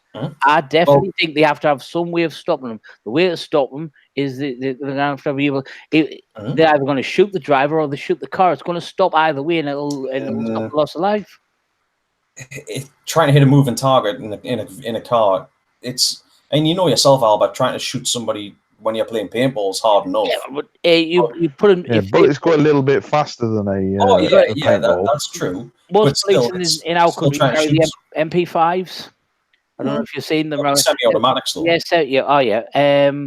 they'll put enough round. You put enough rounds in a car, it will stop. If it goes, even if you're not a very good shot, it'll take the tires out, or it'll knock a radiator, or.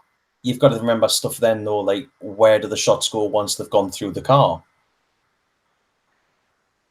You've got to remember stuff like that. Then just open fire on the subject. But if you've got your nearest armed response is 2 hours away, it's kind of a joke. Oh, I totally agree. Definitely. Like I said, I don't think the average copper should be armed. I mean, for one, you get some serious little Hitlers as it is. Oh, yeah. That's not saying that all coppers are like that, because they're not.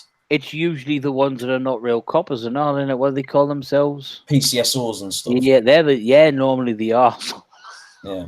I find they're the ones with the Hitler complex and part-time copper. Yeah. I'm saying, you do get some idiots. I mean, did you see the video where the lad's sitting in his car, the cop has pulled him over and they want him to get out? He's like, look, I'm not the person that you think I am. He has my ID, and he's trying to hold up the window, and the cop is going, get out, get out.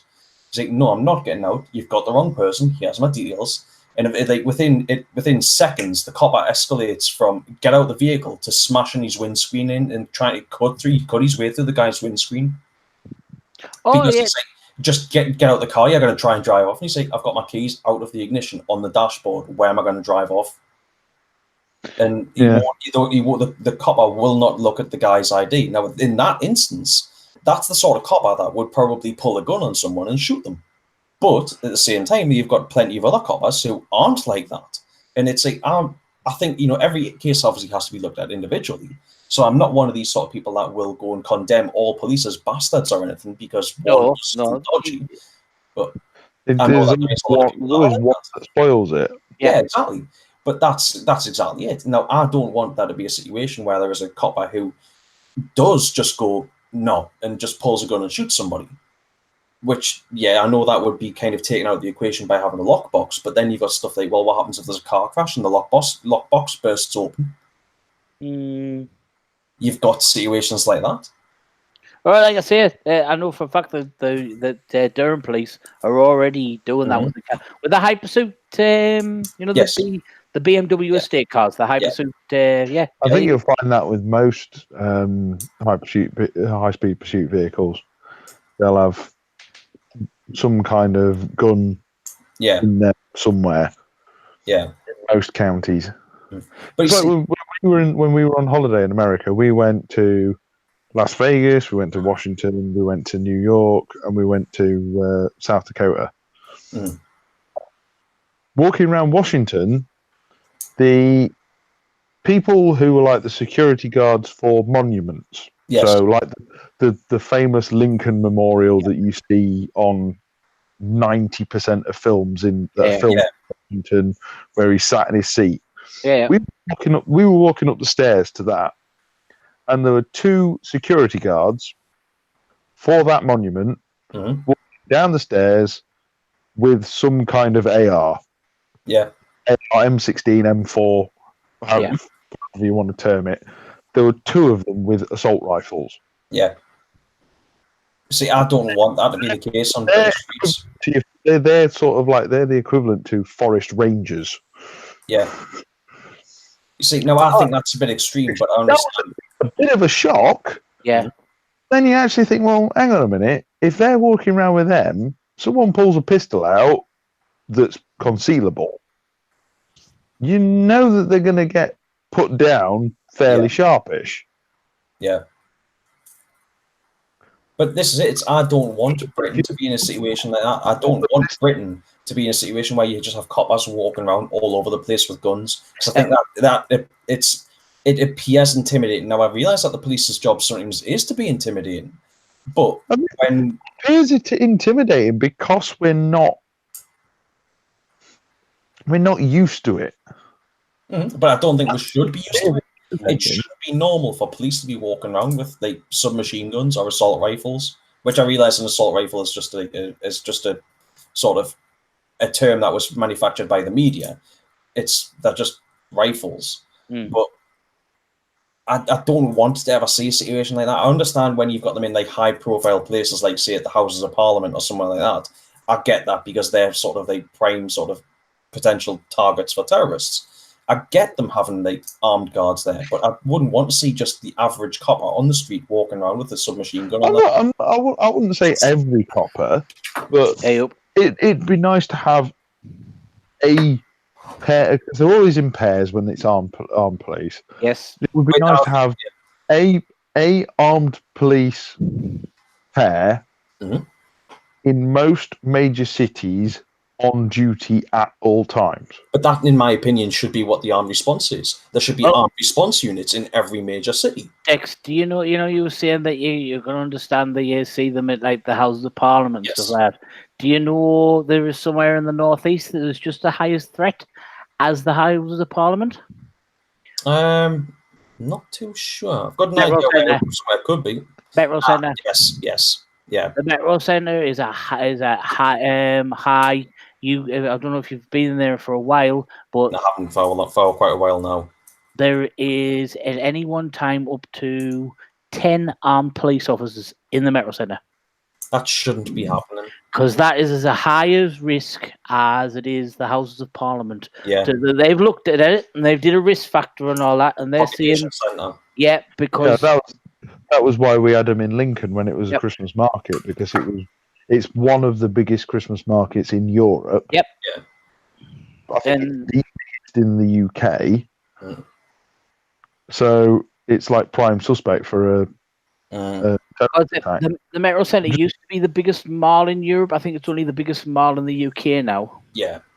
Yeah, I just want to address something that Tunes has said. I am aware that there's a big difference between an M4 and an M16, and there's a big difference between those and an AR. But for those who don't understand guns and aren't interested in guns, that's what they get generalized as, because that's what's on Call of Duty. Yes. Well, that's. I mean, have you actually seen the clip of that? I think it's military gun. I think it's it's an armed response unit officer who they found a BB gun on a beach or something, and it's on YouTube. You can find it. Where yes, I've seen it. Yeah, he's holding up like an M16. He calls it an SA-80 because it's green. Yeah, because it's green. Yeah, and it's like you have no idea what you're talking about, do you? No, I've seen that no end of times. Yeah. Yeah. But this so yeah, gun laws aren't a simple thing. No, they're not. Nowhere near. It's for and against. Oh. They are not a simple thing at all. Yeah. Oh, have we got any more talking points? No, not really. Got a little bit sidetracked there. But you got a bit sidetracked. But yes, I couldn't really. I was looking for the last 4 days for something to talk about, and the only thing really I could find was fake goods, concept field, and Hellfire, and obviously the sniper rifle, the PSR-14. Yeah, the mag on that, does that look like a modified die mag that they've? No, it's their own mag, but it doesn't hold much paint. Yeah, so you think it might be first strike only compatible? Do you think? I think it'll be first strike compatible. In fact, I'm pretty sure they've said it's going to be first strike compatible. No, I'm saying first strike only. Like, oh no, I don't think it'll be first strike only. You know, you got the SAR, which is it can fire round ball, but it is purely made to fire first strike. I'm wondering if that's going to be along that lines. It might be, but I doubt it. If it's purely for first strike, then I would imagine it's probably going to be on a higher price point. Although it would be nice if it is first strike only, and it's limited and cheap, because that would really throw a spanner in the works for people like Karmatech. Did you see that? It'd give it real competition to bring the price of the Karmatech down. Yeah. Did you see that shotgun? I think you were linked in at Dead Decks. That was another one that was 3D printed. It basically looked like a swords. That looks dangerous. A shotgun. Yeah. That is the only thing that puts me off about that is the fact that it's only freak inserts within a 3D printed barrel. Yeah. But I mean, obviously, it's not designed for accuracy. It's designed for shooting people at basically point blank. But it's designed for fun. Yes, that's it. That's one that I would like to get my hands on. But with it being the preloaded shells, I kind of wonder how long they're going to last. You know, could you play all day with that in a holster on your back? So it's a bit like the Duke's. What's that? That you know that lip. A bit like the Dukey DSG. Yes. No, the Dukey DSG is basically a Phantom. I'm getting it wrong. That little pistol thing, it was about that big, had pre-charged. Oh, the Goblin. Yeah, the Goblin. The Juice Goblin. Yeah, the Goblin Solo and the Goblin Juice. The Goblin Juice was the double barrel version. The Goblin Solo was the single one. But yes, it's the same sort of shells as those. Right. Because didn't they have a problem, Chrono and them? I think they did, yeah. Chrono was all over the place on the winner because it depended on how much physical charge you put in the actual like shotgun looking cartridge. Yeah. So is it along that line? Is it? Yeah, that's exactly it by the looks of it. I mean, I did actually cover it on my Wednesday show last week because I think the Sellsword stuff looks really good, but the fact that the preloaded shells does put me off. If they could, I don't know any other way that you could do it other than say for the same way that the HDS 68 has been made, where it's a semi-automatic, but you can break the barrel and put new shots in. See, I was late to your stream last week. That's fine. I don't expect everyone to be in all the time. Yeah. Why? I tried getting it on my phone, but for some reason it wasn't working. I'd still love one of them shotguns, just as the HDS is the 8 cal double barrel. Yeah. I'd still love one of them as just as a pair of them to run around a field with. Yeah, that's it. I still want to get my hands on one. I want to know. Yeah, I want to know what the higher velocity version actually, what the velocity is on it. Because at the minute, I'm pretty sure. Well, I'm not sure if it was Dr. Rush said in the last when I mentioned it previously at one point that it only fires something like about 210 feet per second. I think it is. With the really low FPS, the low powered ones. Yeah. Really low FPS. Yeah, that's it. It's really low, which I really don't like. But if the higher pressure, if the higher pound one is, I think it's £7 and £11. If the £11 is less than 300, then I'd be well up for having that. But if it's only like 210 feet per second, I mean that's a bit pitiful, really. Yeah. Yeah. Roll out the end. I mean, it would be all right. It would be all right for like CQB, but that's going to be but I realise that's exactly what you want to sawn off for. But I was kind of looking forward to the idea of being able to like stick a couple of first strike into it and launch a couple of first strike. Yeah, snipe with a double barrel shotgun. Just fire both barrels. If there's someone just out of range, give them 2 first strike and 1 go, because you can't you with them? You can pull like you've got a single trigger at the front or the double pull at the back, haven't you? So you can just pull the double pull and fire 2 first strike. Well, that's the problem though. It's actually I think it's controlled by the lever on the top. So one barrel select the other barrel, or so that they straight down the middle to fire both. But apparently, if you fire both barrels at the same time, it splits the velocity between both barrels. Oh. So realistically, you're only maybe getting 100 feet per second as opposed to 200 feet per second. Yeah, I just think it would be funny. Yeah, Imagine if you could like gog somebody so it actually literally was both eyes. Yeah. Yeah, I do want to get my hands on those at some point. I've got an idea of something that might actually work better. Would involve Man again. Oh, here we go. Yeah. If it involves a pump, he'll just say no. No, it's not a pump. It's basically it would involve re-engineering an airsoft shotgun. There is a double barrel sawn off shotgun that you can buy that you load up with gas powered shells. Yeah. And basically you have a gas compartment at the back that's about, say, 1 inch long. So like the Goblin. A bit like the Goblin, yeah. And then there is a metal front part to that shell that seals onto it with an O-ring. Yeah. Now, obviously, the BB ones have BB-sized holes.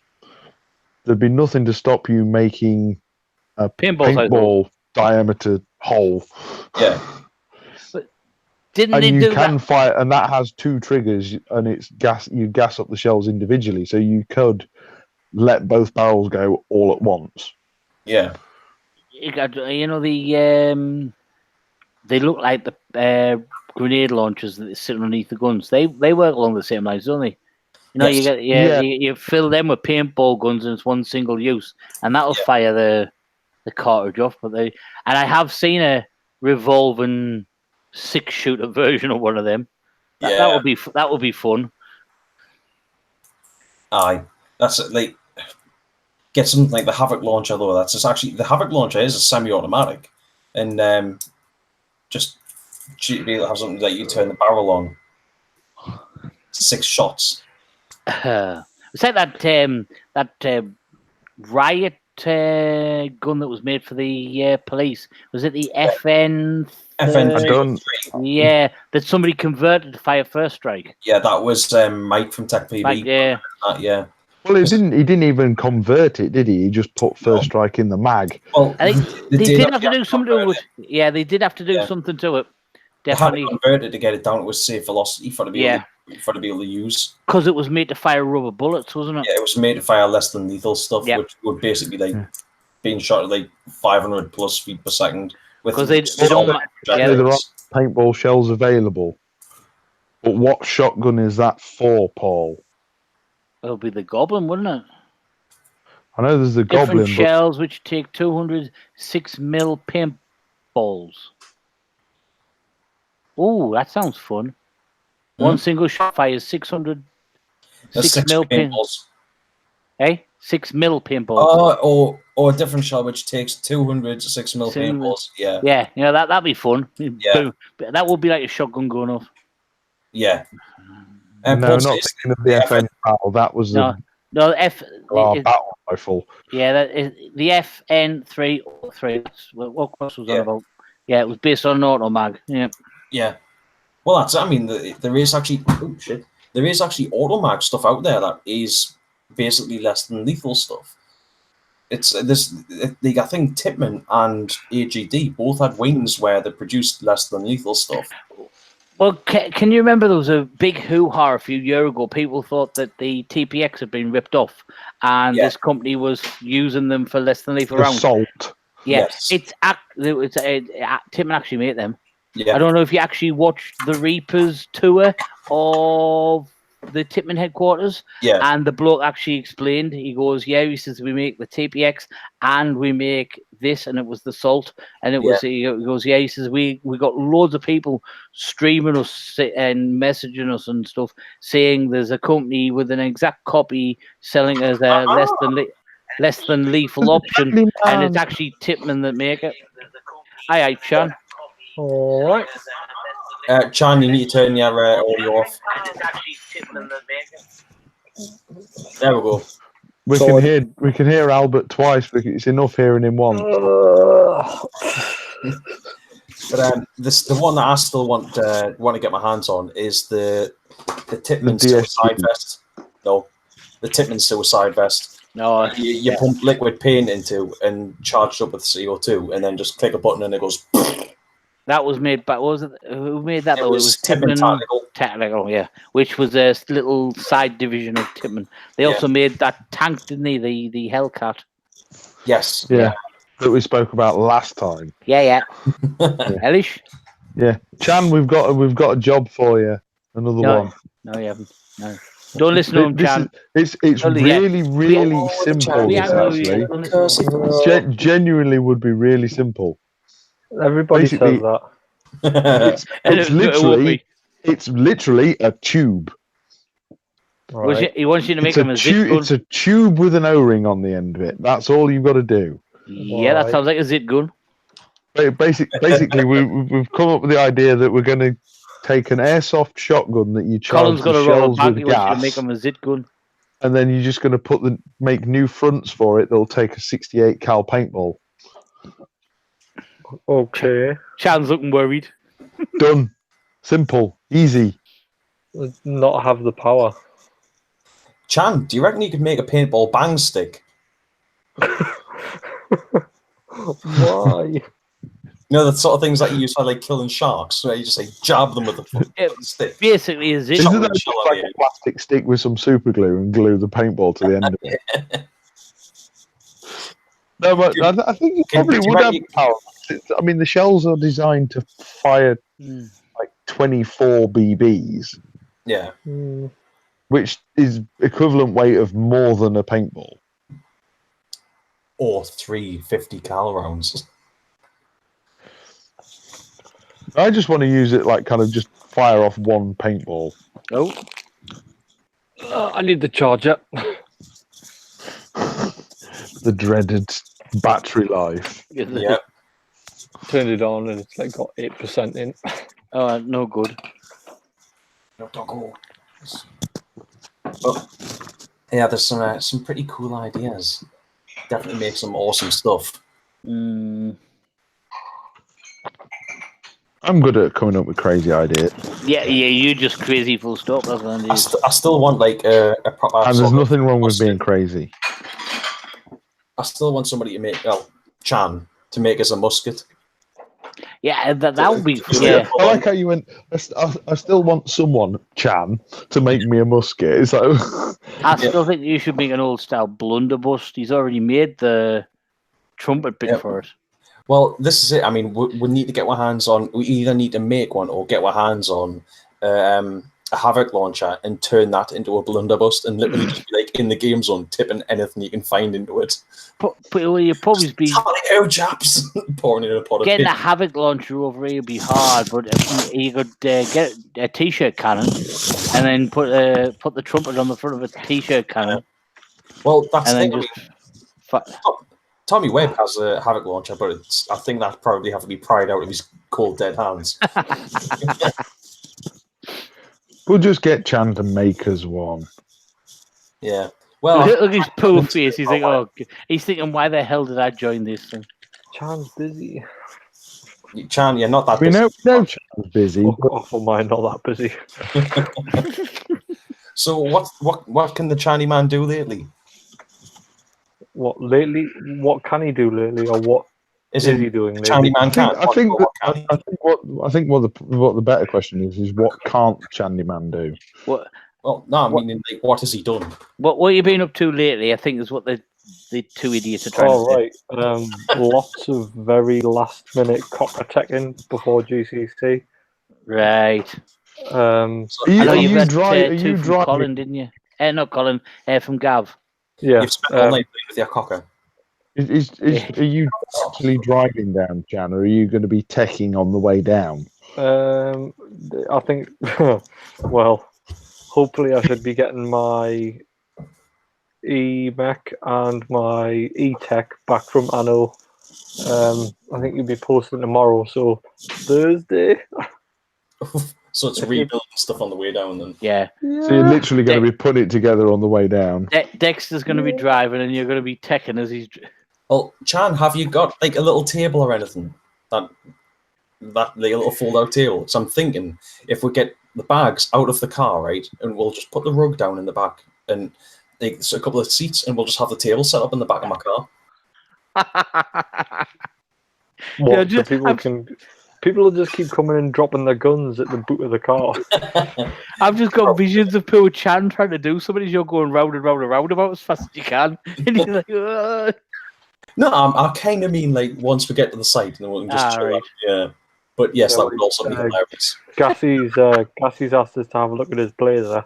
Oh, see if I can tune it in, get a bit more consistent. So is he going to give it? Are you going to give him it back?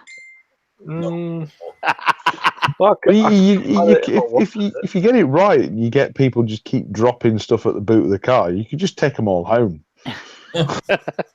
Well, to be fair, we never said that we're doing tech service. So yeah, if you left it here, it's at your own risk. Yeah, like currently sprawled across my bed, I've got 2 carnivores, an 04 Pro stock, 2 03 Pro stocks, VF Tactical, a Black Magic. VF Tactical? Oh yes, that's the trolley thing, isn't it? Yeah. No, it's it looks like an 03, but it's all matte black and it's got like yes, yeah, it's got the Picatinny rails on it. Tactical, yeah. What else? It was an 03, you just had Picatinny rails on it. Yeah. The other bits of me E-Mech, the other bits of me E-Tech. And I think that's about it. Cool. Only a little bit. Just a few things. Yeah. And then like loads of spares, like solenoids and boxes and boxes of O-rings and all that sort of stuff. And then a load of stuff that I need to take down to GCC that needs to go to people. Chan, my car, while it has a lot of space in the back of it, can only carry so much. There's only little stuff like stickers and T-shirts. Yeah, it's only little stuff, but there's like there's millions of little things. Yeah, well, yeah. Paul's just sent me a link to something, and it's not quite what I was imagining. What? I dread to think with your imagination. Yeah. It's he's sent us a link to a shell ejecting shotgun. Ooh. What was that? An ejaculating shotgun? A shell ejecting shotgun. I put my headset back on at the wrong minute there.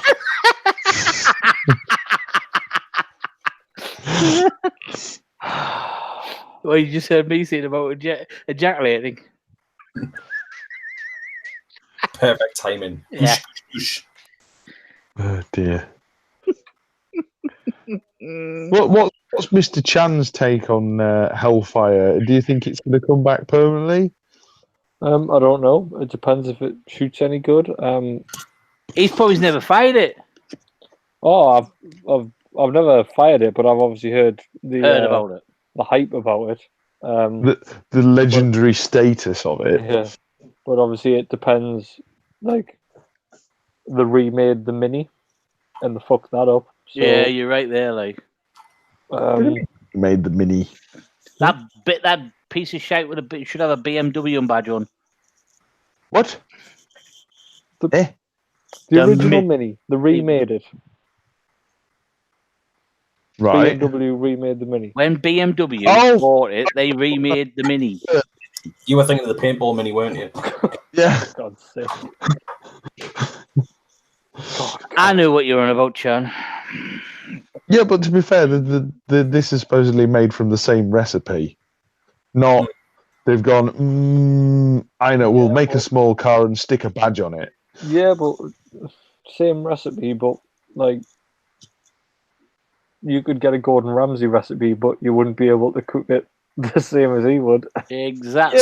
Yeah, but it's made in the same factory by the same machines. It's just a case. Are you sure of that? Well, because GI are making it now. It's not Draxus. I know it's just the name, but is it the same? GI bought the whole lot, though, didn't they? They bought the machines, the factory, the lot. It's been that many years ago. I bet you they've changed the machines by now. Probably, I suppose. It's probably better than the original one. And they've changed the composition of the fill now, because obviously it's all extra biodegradable stuff. That's a good one. Whereas it used to be like Dulux and all that sort of well. Dulux. But to be fair, you'd probably stand more chance of wiping Dulux than you would Hellfire. Well, it was thick stuff, I know that. Yeah, it was like kind of it hit you and left it hit you, left a little mark, and then you wiped it, and it just smeared over your whole jersey. Yeah, it was talking about paintballs here. Yeah. Hellfire was like kind of, you knew when Hellfire was being used because everybody walked off the field orange, like head to toe orange.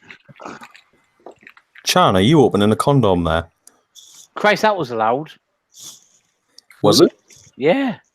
I didn't think it was that loud. Is that a fab? Knobbly bobbly. A knobbly bobbly. Don't with his mouth full. Hey, at least he's talking this time. Yeah. Ooh. He's not being silent, Bob. Shut up, you'll upset I was going to say the technical hitch live stream has seemed to have been fairly hitch free the last 2 weeks. I know. I mean, you came in and you could actually hear everyone. Apart from Colin's camera, because that's doing my. I don't know what you do. Are you in the middle of a rave or something, Colin? I think it'll be the light. It is LED lights. Oh, so it's not me that's just got lighting problems. And I think what we need to do is we need to get Colin like a stand or something for his phone. What, so I'm not like constantly doing this. Yeah, resting on his belly. I'm doing my best. But he's doing. He's resting on his belly, isn't he? Yeah. No, I think like a helmet with a jib that comes off. Yeah. The phone back on. His phone out. Instead of a beer hat, camera hat. Yeah. With like a 360 bearing, so you can do like spin around and do a full 360. There used to be a TV program used to do that, didn't there? They used to have these crash helmets on with honestly, this big massive bar coming out with a GoPro stuck on the end of it. Yeah, there's a few different shows done. What the hell? I've been replaced. It's Dexter's dog. Want to come on show? It's my little Timmy.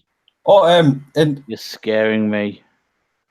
My little Tim. Yes, we saw your clip of next door's dog. I have no idea why that was on my YouTube channel. That was actually worrying because it wasn't. Yeah, why were you filming next door's dog? Yeah, That was actually a little bit worrying because I have no idea, no recollection of uploading that. Done for about 30 seconds because I was like, oh, what's next to it? And it's like, eh? And it's like, all you see is the dog running in the garden and then that's it. Yeah. I didn't upload that, but it was filmed on my phone, but I have no recollection of uploading it. Okay. So, yeah. Back in a second. I actually deleted it off the channel because this isn't a channel that's supposed to be about fun, cute dogs. This is a channel about boring people talking about paintball. Oh, well. I thought you'd uploaded it to try and prove that you actually had a dog. No, I would have actually titled it if that would be the case. But no, this was just like I went on. You should have just titled it "Next Door's Dog." You're not next door's dog, are you? No, you're not. Yes, he is. He's come through the dog flap in the wall.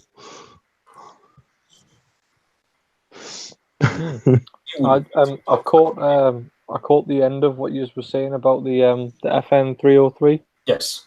That was basically the valve was shimmed.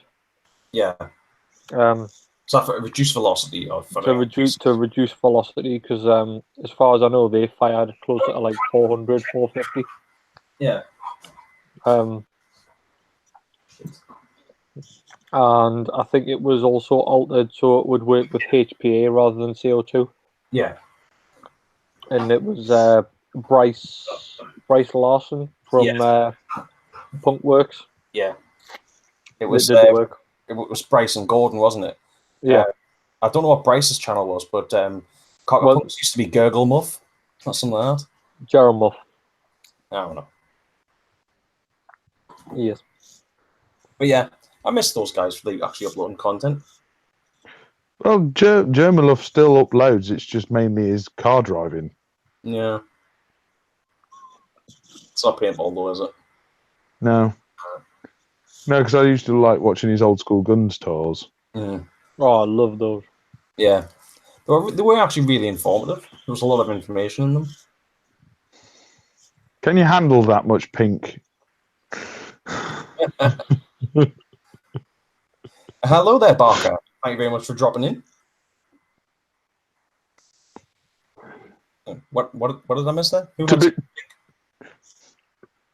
Chan had a big load of pink in his mouth. Ah, that's not new. It's melting really quick. That's just the heat. Hashtag van life. Yeah. Everything is absolutely boiling at the minute. So, when Ali J jokes, like knocking on like. I mean, even Chan's hair's melting down the sides of his face. I've just been going through the comments, and somebody said about us talking about the NXL. Sorry, I haven't a clue about the NXL, so there's no point of us even talking about that. I don't know whether you know anything about it. I don't. Nah, I can't say I really do now. Yeah, it's cousin. I was actually thinking more. You know can you remember the videos of the were exercise videos where the guy used to do like Macho Man? It's actually the guy that's in the Nutty Professor. Yeah. He had like workout videos years ago. For a moment there, when Chan's hair was down the side of his head, it kind of reminded us of him. Of who? No one. Camp aerobics instructor from like the 80s. Okay. I'm going to see if I can send you that later on. It could be worse. He could have said Louis Spence. Yeah.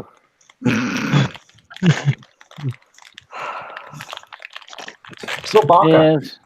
Oh, go on. Barker, are you down at GCC this weekend or Painfest? Are you going to be playing or are you working? He's got another ice cream. Are you sure that's an ice cream? This is a mint feast. Where have you getting that from? I wouldn't ask. I got the don't ask. I don't want to know where he pulled that from. That's what she said. Well, Oliver Barker as well. Well, this is where he's going to come up with some elaborate story where his car's been stolen and it's now being used as a bunker at GCC. Yeah.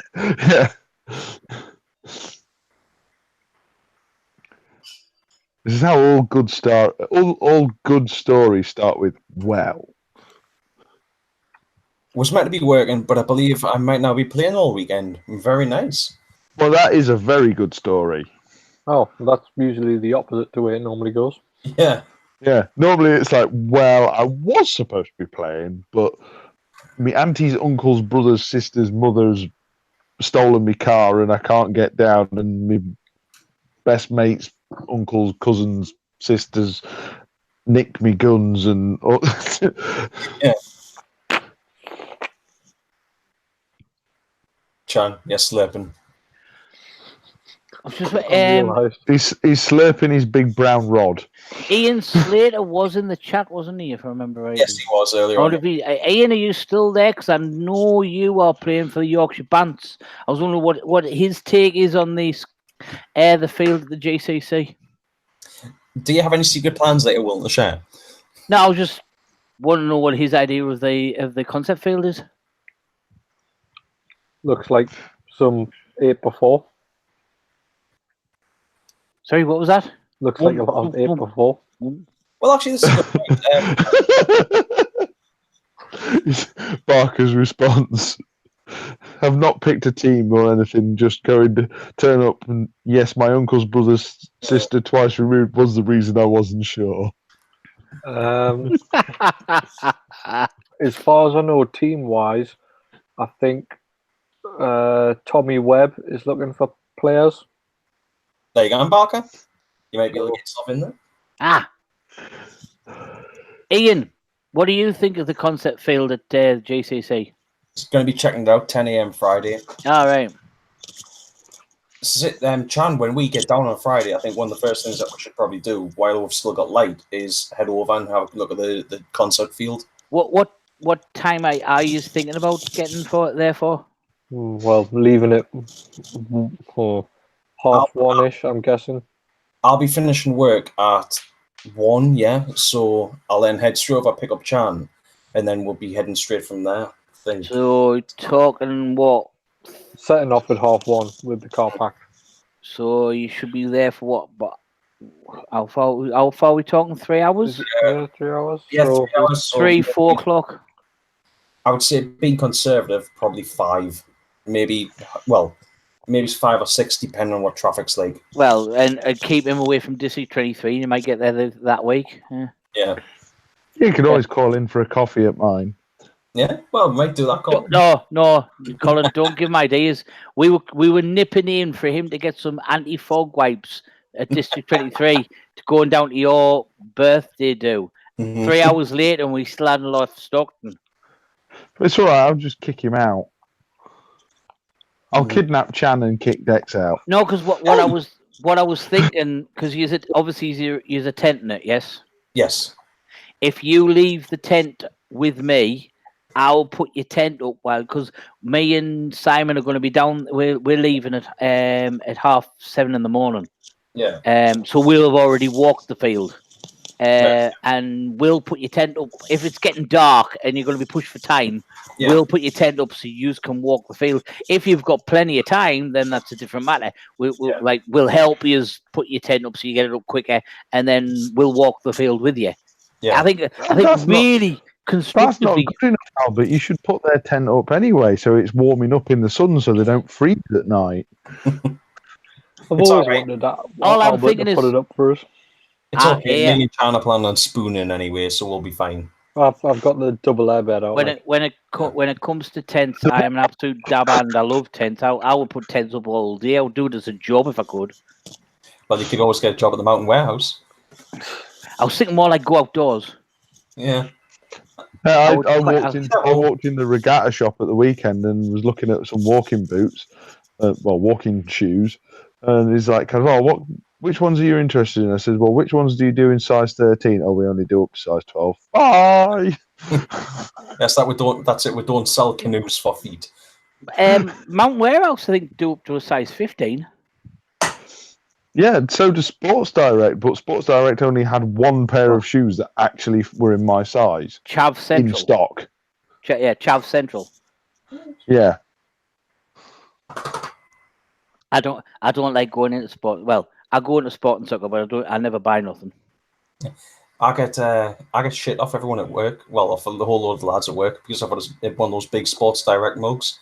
You're supporting Mike Ashley. And it's like, well, for one, I didn't buy it, and two, I have no interest in football at all. Who? What? Yeah, exactly. What? Sports Direct's to link to somebody? Yeah, shock horror. One's Newcastle. Well, of course, I live and work near Newcastle, so I suppose somebody has to. Yeah, well, that's it. Yeah. I've genuinely got no interest whatsoever in football. I don't care what happens in it. Well, as I was guns, I don't care. As I was talking before we got sidetracked and started talking about the fat get who owns Newcastle. Yeah, I think what would probably be the best idea is if we can try and walk the field as the entire team, or at least a larger. There's no point of two of us doing it and then another two doing it and then another, because somebody might point something out that others don't see. So what I would suggest is when you get there, everybody walks it individually, then you walk it later as the full team. Yeah, definitely. Because different eyes on their own will see something that others haven't. Yeah. The only problem is we're getting people arriving in the left, right, and centre at different times, and I'm wondering what's happening with registration. Do we just walk up and say, "Oh, we're BZ Grizzlies"? Probably it'll be the team captain's responsibility. We're the legendary team, BZ Grizzlies. I do know by Wednesday they want the individual names of every person playing. Yeah. So I'm wondering if they're going to have a list there, and you say, "Oh, I'm Alistair Hayes with the BZ Grizzlies." Probably. Yeah. Because by Wednesday they're saying they want the names of every person playing. Yeah. So Purple Minion. Please, whoever is the team captain, put his name down as Purple Minion. No. Yeah, there's that many rules and regulations in that bloody game. It's ridiculous. Yeah, I've never been in a game where there's 9 pages of rules. That's because we never read the game plans, though. You look at it's not that you've never played one with 9 pages of rules. You just never read the 9 pages. No. Seriously, you look at somebody the wrong way, and it's a 3-man penalty. It's honestly there is a serious amount of penalties. It's ridiculous. Yeah. The use of foul language, aggressive behaviour. If you're more than 2 meters away from your marker, I swear to God, honestly, it's you can't be more than 2 meters away from your marker. Yeah. Yeah. You pod belt but your marker, you cannot be more than it might not be 2 meters, but you can't be so far away from your marker. You can't put your marker down and walk away. It's a penalty. You can ditch your hopper though if you need to, I think. No, what's a Barker's just put what's a player pack? I've never heard of one before. 2 meters away from your marker. No, Barker's just put their player pack. What? Never heard of it. Never seen one. Player pack never matter. 2 seconds. Yeah, I don't understand why would you actually want to be more than 2 meters away from your marker in a game like Grand Central Classic? If you were running with the flag. Right, I've got War and Peace here, which is the legal shite from the GCC. And let's have a look. Equipment. I mean, I can understand it in a scenario game, putting your marker down and running. Because there's objectives to stuff like that. I think there's an objective in this. It's like you can't just put your marker down and run for a flag. Okay. But that said, if you could potentially take a goblin solo on field, and your entire job could be flag runner. It could even be unloaded. There's nothing that says that your marker has to be loaded, is there? it just literally take a goblin solo on field. If you get chronoed, you fire your one shot. That's it, done. You now can't fire the marker again. Teams. You've got your marker on you. Chronographing. I think I'd want maybe at least a TPX with some Zeta mags in. But the way you could do that, you could run with like a TPX on you. It's a semi-automatic, as long as it chronographs below the correct amount. It could work. But I think it would obviously make more sense to just do your job and shoot the other players out. But I was going to say, because technically you could, if you can get to their end, drop their flag and hang yours on theirs, it's instant game over. That's it. Is it capture the flag and run back with it, or is it capture the flag and hang a flag, or?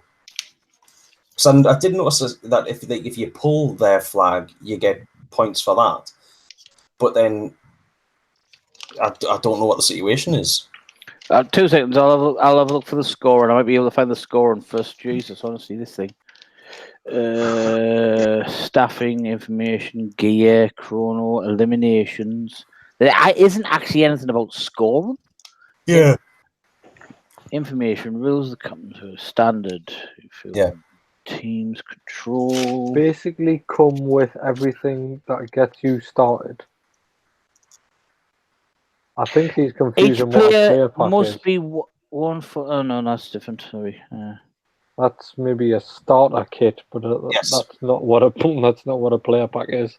Mm. So clearly, he hasn't read a player pack either. And like I said, I don't know why anybody would want to read a player pack. I mean, they're just full of rules, that you've got to follow. It's just naff. See, my intention for the superheroes game is when the player pack comes out, I am going to be printing off and laminating a crap ton of maps and all sorts. Yeah. And mission objective times and all that sort of stuff. Yeah. So everyone, fingers crossed, if they actually pay attention, will actually know where they need to be when. You'll know because I'll be screaming at you. I mean, there's even a full page on here about what you can and can't wear.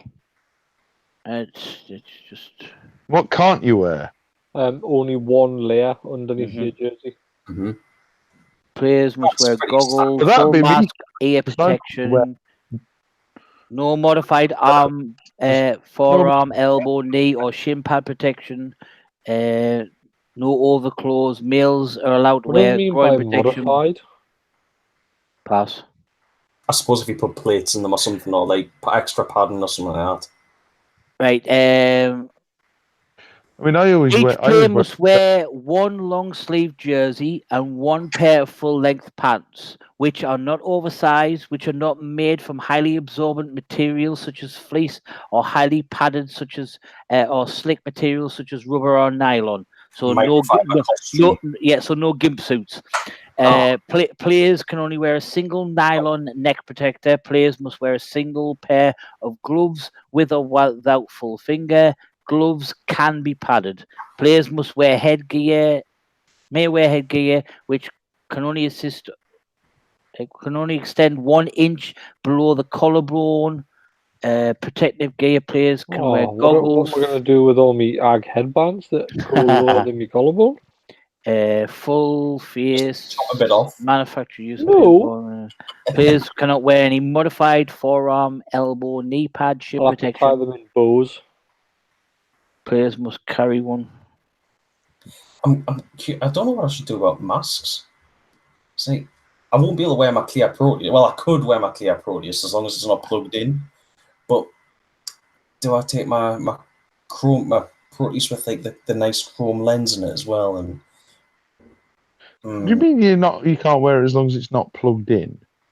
Yeah, well, you're not allowed communication devices. Oh yes, yeah, that's another one. I think that's under miscellaneous, isn't it? Mm-hmm. Teams must shall refrain from wearing or otherwise displaying offensive pictures logos or words. Ooh. Oh, we've got shit on the back of our tops. No, it's hashtagged out. BZ shit in the woods. It's starred out, isn't it? Players and must therefore refrain from engaging in any contact that would bring the tournament or promoters or on site into disrepute, including and not limited to trashing hotel rooms, discharging markers in an ungoggled trafficked area, or willingly destructing personal property, physical altercations, which except in defense of one's own person against provoked attack. Well, history's wrote by the victors, and I'm just going to self-defense my way to the victory. We're knackered with Andy on our side, like, aren't we? Someone keep the alcohol away from Andy on Saturday night and Friday night. And Friday night, yeah. Just give him some like mixed up fruit juices and tell him it's his own alcohol. Yeah. But Colin here, look, you were looking kind of confused there about the whole communication device thing. Yeah, I wasn't aware that Proteus had a communication device in them. Some do.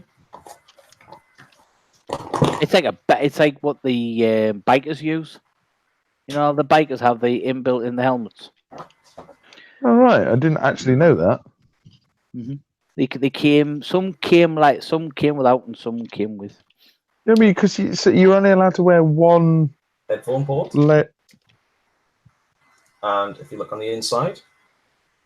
All right, I genuinely didn't know that. You'll see the other side, and actually that's the microphone on the front there. That's cool. Why don't most masks come like that? Because they're banned in tournaments. Because you can whisper and talk to each other without shouting. I can't actually plug my phone into that. It's as long as someone's got a headphone port, all you need is a male-to-male headphone connector, like an auxiliary cord, and you can just listen to music and stuff through it. But, I don't actually have a cord around, otherwise I would have actually done that. Although, I don't know. I'm just saying.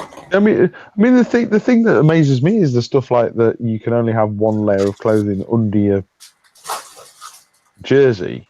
There you go. The bit about the gun. You're eliminated if he separates himself by more than 5 feet from his equipment brought onto the field, except for pods, harnesses, loaders, and squeegees. So if you're more than 5 feet away from your marker, you're disqualified. Or your bottle. Oh, your bottle. Yeah, but yeah. Yeah, I'm guessing that means if somebody runs out of air and you chuck them another bottle. I'm guessing. But yeah, if you're separated more than 5 feet from your equipment brought on the field, except pods, harnesses, loaders, or squeegees. Right. That is a 3-for-1 penalty. Oof. Yeah, but you can get some pretty naff penalties on this. Yeah, the penalty. There's more. There's 3 sheets of penalties. Mm-hmm. And most of them are 3-for-1s. Yep. Christ. Basically, behave. Yeah. Yeah. I mean, the whole thing with like the only one layer under a jersey. I normally wear a vest under my bounce vest just to stop me bounce vest rubbing my nipples.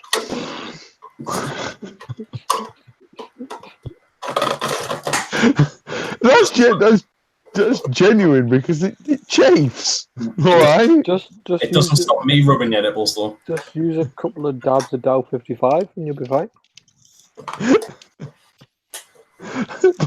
but yeah, I mean, it's just like a t-shirt vest. Yeah. There's no arms on it or anything. It's literally just something to go in between me and my bounce vest. Oh, yeah. Wife beater. Yeah. Yeah. So if a player plays on and continues to play with an obvious hit, which includes and is not limited to continues shooting his mark or otherwise engaging against the opponents, and continues to move along the field without saying hit or out, that's a 1-for-1. Mm-hmm. But then if he carries on, if the judge deems that the offence is deliberate, it's a 2-for-1. Mm-hmm. If the judge determines the player attempted to deliberately move paint to avoid his hit, that's a 3-for-1. It's a wiping, basically. Freight training. This one made me laugh. Freight training. Freight training, an act of utilizing multiple players to move and act in coherent. Oh God Almighty! So that the lead player is being marked and eliminated. Basically, if you did like a human shield, each one of the people in the freight train is eliminated, plus another player. So if there's six people in this freight train, your whole team's eliminated. Eliminated player shoots from the dead box. That's a 3-for-1. Or calls or shouts at a judge from the dead box. That's a 3-for-1. If basically keep your mouth shut. Yeah, that's what we were saying. And you've got Albert. You're all screwed. No, I tell you, I'm not as bad as Andy. We've already said we're going to take a taser on in the minute we think he's going to shout some abuse. We're just going to taser him and tell the ref that he's just having a lie down. I've got a better idea, Albert. Just take some gaffer tape. It's the only way you'll stop him saying anything. Oh, he's about to swear at somebody, that's for sure. And that's a big one. The use of foul and abusive language to the opponents is that's a 3-for-1. Yep. But what happens if from where you're from, if it's deemed as a term of endearment?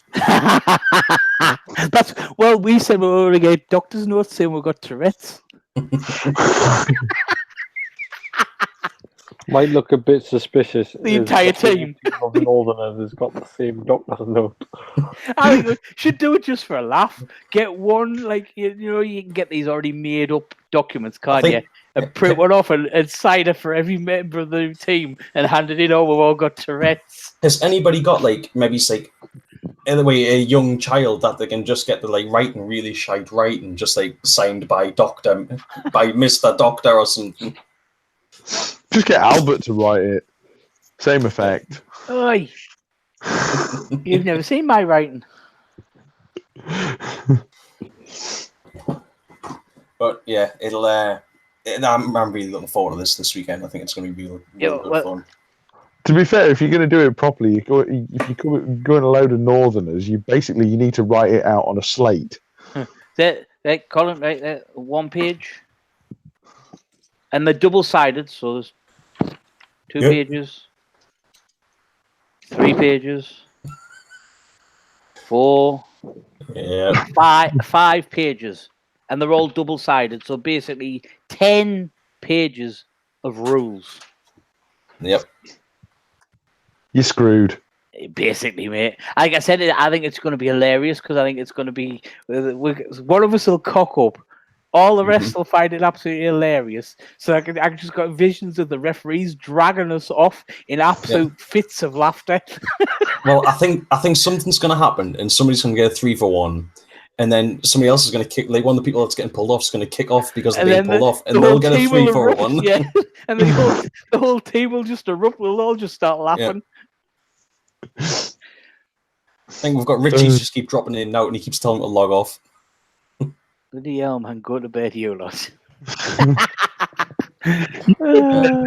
You go to bed. No, Richie, you go to bed. No, you. No, you first, darling. You first. Night. Look at the disgust on Charles' face. Before he took a drink. John, you're getting this weekend. What are you on about? You're the one that takes it. Oh, dear. Nah. What are you going to do without the van there? I mean, we've got a tent. This my van. Tent life. Bilingual life. We're going to get Albert to stick the pole up. Oh no! Yeah, but to be fair, you don't want to get the Bilingo rocking. It'll fall over.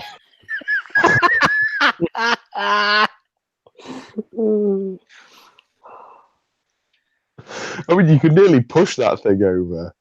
Hey, there is nothing wrong with my Berlingo. My Berlingo is amazing. Leave rubbish. No, my Berlingo is awesome. Can't be you, Cole.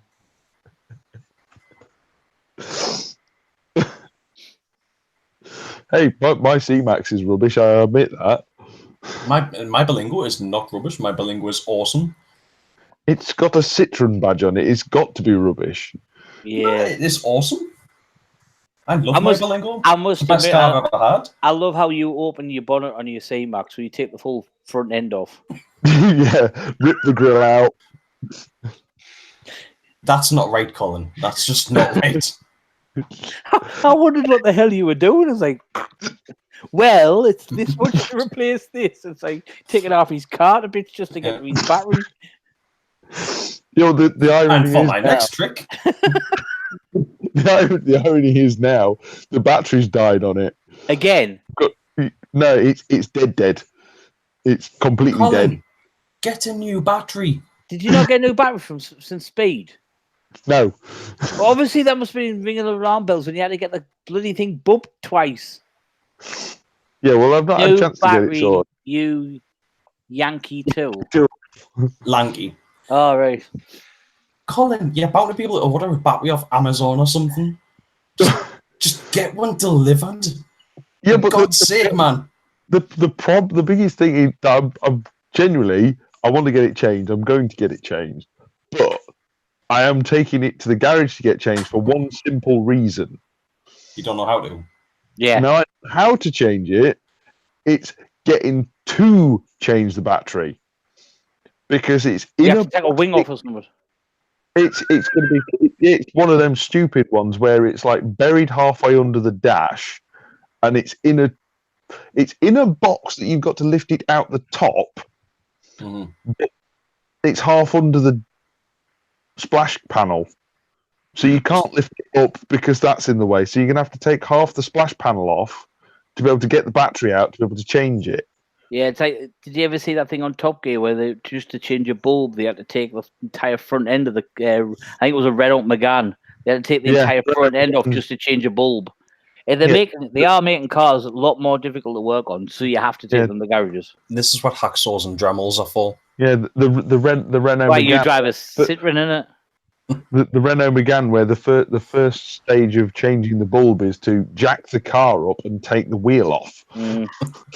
You have to take the full front bumper off as well, don't you, or something? I think you can do it through a hole in the inner wheel arch, but it's not straightforward. It's like trying to find something in the dark.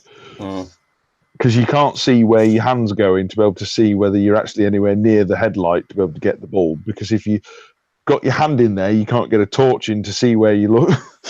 Yeah. So you're better off just taking the whole front of the car off and take the bumper and everything.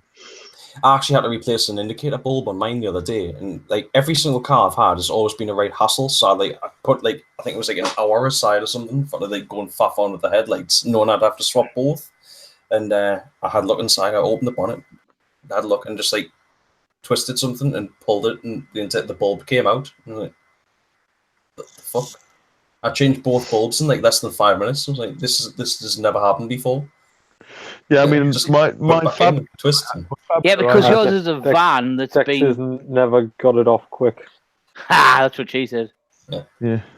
I don't finish fast. I had before that was easy to change the bulbs, but fiddly because you didn't have room. Whereas this one is actually quite easy to change the bulbs because you just take the whole headlight unit out with one screw. Why yours is easy to work on though, Dex, is yours is actually a van they've converted. That they put windows in. Basically. Yeah. That's why, and the vans are made to be worked on. Not like basically a cars. Pokemobile.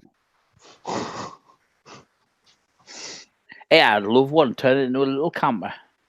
Yeah, you see, I want to do that, but kind of low budget. But I did have plans on doing stuff for this weekend, but I just haven't had the money or time.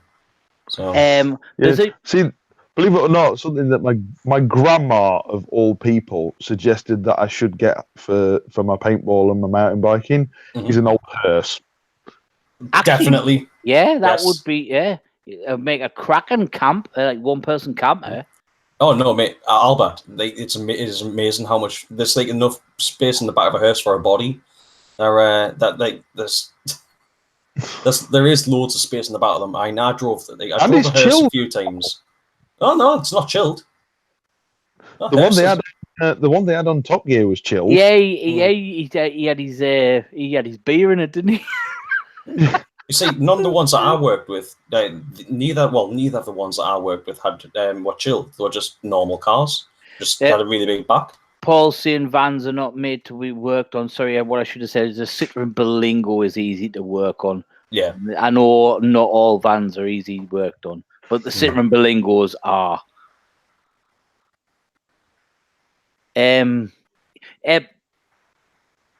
Dex, have you not seen that company that's up by where you live, Red Campers? I'm not sure. I'm really not sure. They purely deal in Berlingos, and it's. I'll tell you what the easiest way to me to do it is when this is done. I'll send you a link so then you can see it. But basically, it's a box that goes in the back, so you still have your seats to use. Yeah. When you get to where you need to be, you drop the back seats down, unfold this box, and it turns it into a 2-person camper. Yeah. Or 1-person camper, depending on which one you buy. Yeah. But there's also a YouTube video showing you how to make the exact thing that they have. So if you wanted to make your own and save a bit of cash, there's a video that shows you how to literally make your own. Hellish, literally you fold it out and it turns into a table with chairs, a cooker, and then that table and chairs all converts down into a 2-person camper van. Yeah. No, that's canny. To be honest, I'd be happy with just like an airbed in the back, and as long as there's something covering the windows so people can't spy on us, then I'd be happy with that. Funnily enough, I've tried that in my car, but it just quite isn't long enough. Yeah. Well, hey, if I can sleep in a C-Max, you can sleep in anything, Albert. You could probably sleep sideways in a Mini. Funnily enough, no. The back seat, because the way the back seat sticks up, if the back seat didn't stick up when it's collapsed down, yes, but the way the back seat sticks up, I'm about that much too big, believe it or not. Well, even though I am a short ass. Just bend your legs. That's with I can't blow the airbed up. It's like, if you know what I mean. Like. Richie Wong, not long enough. That's what she said. I'm pretty sure I can get the airbed up in the back of my car as long as I don't blow up the inbuilt pillow bit. So I've kind of got like hunch up if I want to sleep on it. Oh man, just sleep diagonal. Yeah, that's what I would do if I was sleeping in the back of mine. Lad, who's the leader of Gone Postal? Witsy. Witsy. He's got the Peugeot version, which is basically the exact same car. Peugeot partner. Yeah. He used to have a fishing bed, you know, the ones on legs. Yeah. In the back, and it used to fit straight in the back of his. Because of the legs, it would overlap. He'd drop the front, the passenger seat. Does the passenger seat go totally flat? No, not in mine. Or it moves. You could crank it forward. Yeah, and then he used to put a fishing bed in. Yeah, well, that's why my C-Max. I push my passenger seat all the way forwards, lengthway forwards, and I've got a little like 3-legged table I've made up that fits in the footwell. Yeah. To level that off, and then I've just got some foam and some camp beds, and it's actually ridiculously comfy. Well, I actually showed Wixie the red campers, and he went and bought one. They went up to Blythe and actually got one. Yeah, but they are really good. Aye, not that expensive neither. I might have a look. They do in the Fiat. Some Berlingos have a folding table on the back of the chair. Yeah, mine doesn't have a folding table, but I can fold mine right forward, so I've got literally almost as much space as a normal Berlingo van. All right. But you can actually just undo the bolts and then remove the back seats entirely. But I use them, so there's no point in just taking them out completely. Plus, Yeah, once, see, that is one beauty of that C-Max that I've got, because you fold the seats down, there's two little tabs. You just press the tabs and you can lift the whole seats out individually. Yeah. So you can have as many seats or as few seats in the back as you want. Yeah. You can have 1, 2, 3. You could have just the middle one if you wanted. You can actually, when you've got them all in, you can actually fold the middle one back and slide the two outer ones sort of like in and back. Yeah. Got loads of leg room in the back, but only 2 seats. Yeah. I've sent the video for the one I was on about where he shows you around his Citroen Berlingo and then he shows you how to actually make what he has in it. What I wanted was an ex-ambulance. Yes, that would be awesome. They're not as easy as what you think to convert. There's a lot of people think a lot of people think they are. No, if you want to do a proper camper, because I don't want to do a proper camper. I can sleep in. Because I'm always looking into the van conversions and shit like that. Just want to lie on the stretcher in the back of the ambulance. The ambulance, for some reason, are really hard if you want to actually turn them into a proper camper. A lot of people think they're easy. It's already got all the electrics and all that stuff, but they reckon not. They reckon they're a nightmare. Yeah. Only if you want to put like the hob and everything in it. Yeah. They've already got sinks and wiring for everything else. They've got the heaters in the back. And let's face it, for me, for paintball gear, mountain bikes, and all that sort of stuff all over the floor, the flooring that's in them, you can wash them off with a hose pipe. Yeah. Perfect. And most of them, when you pick them up second hand, they come with a bed on wheels. Granted,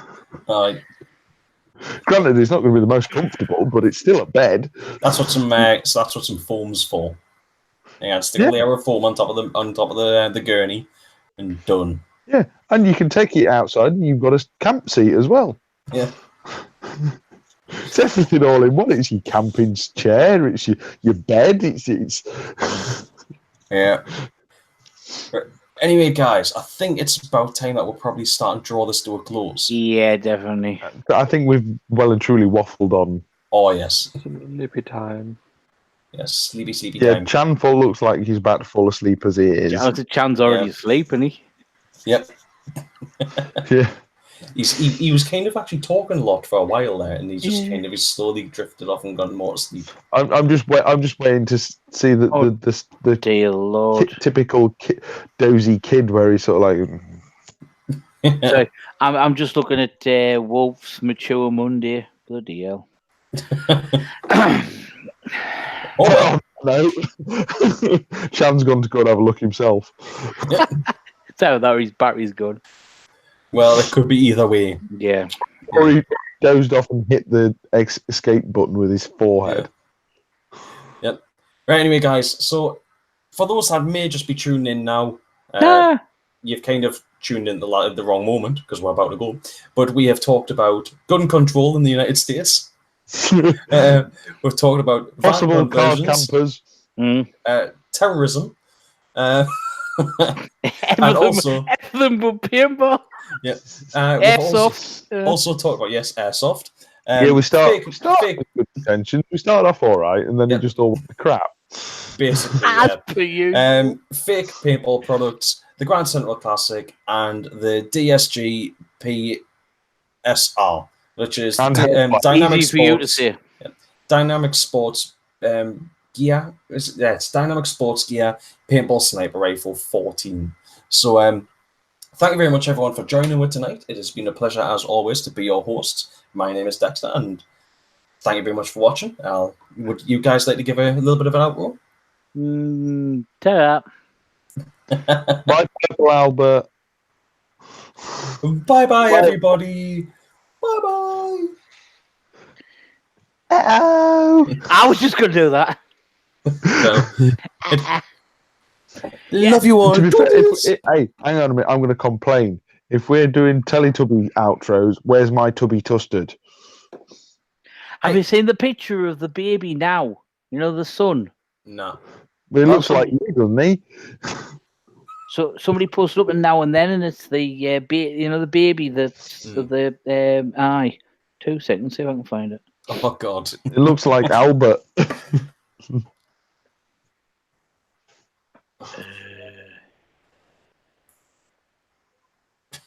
See if I can... There it is.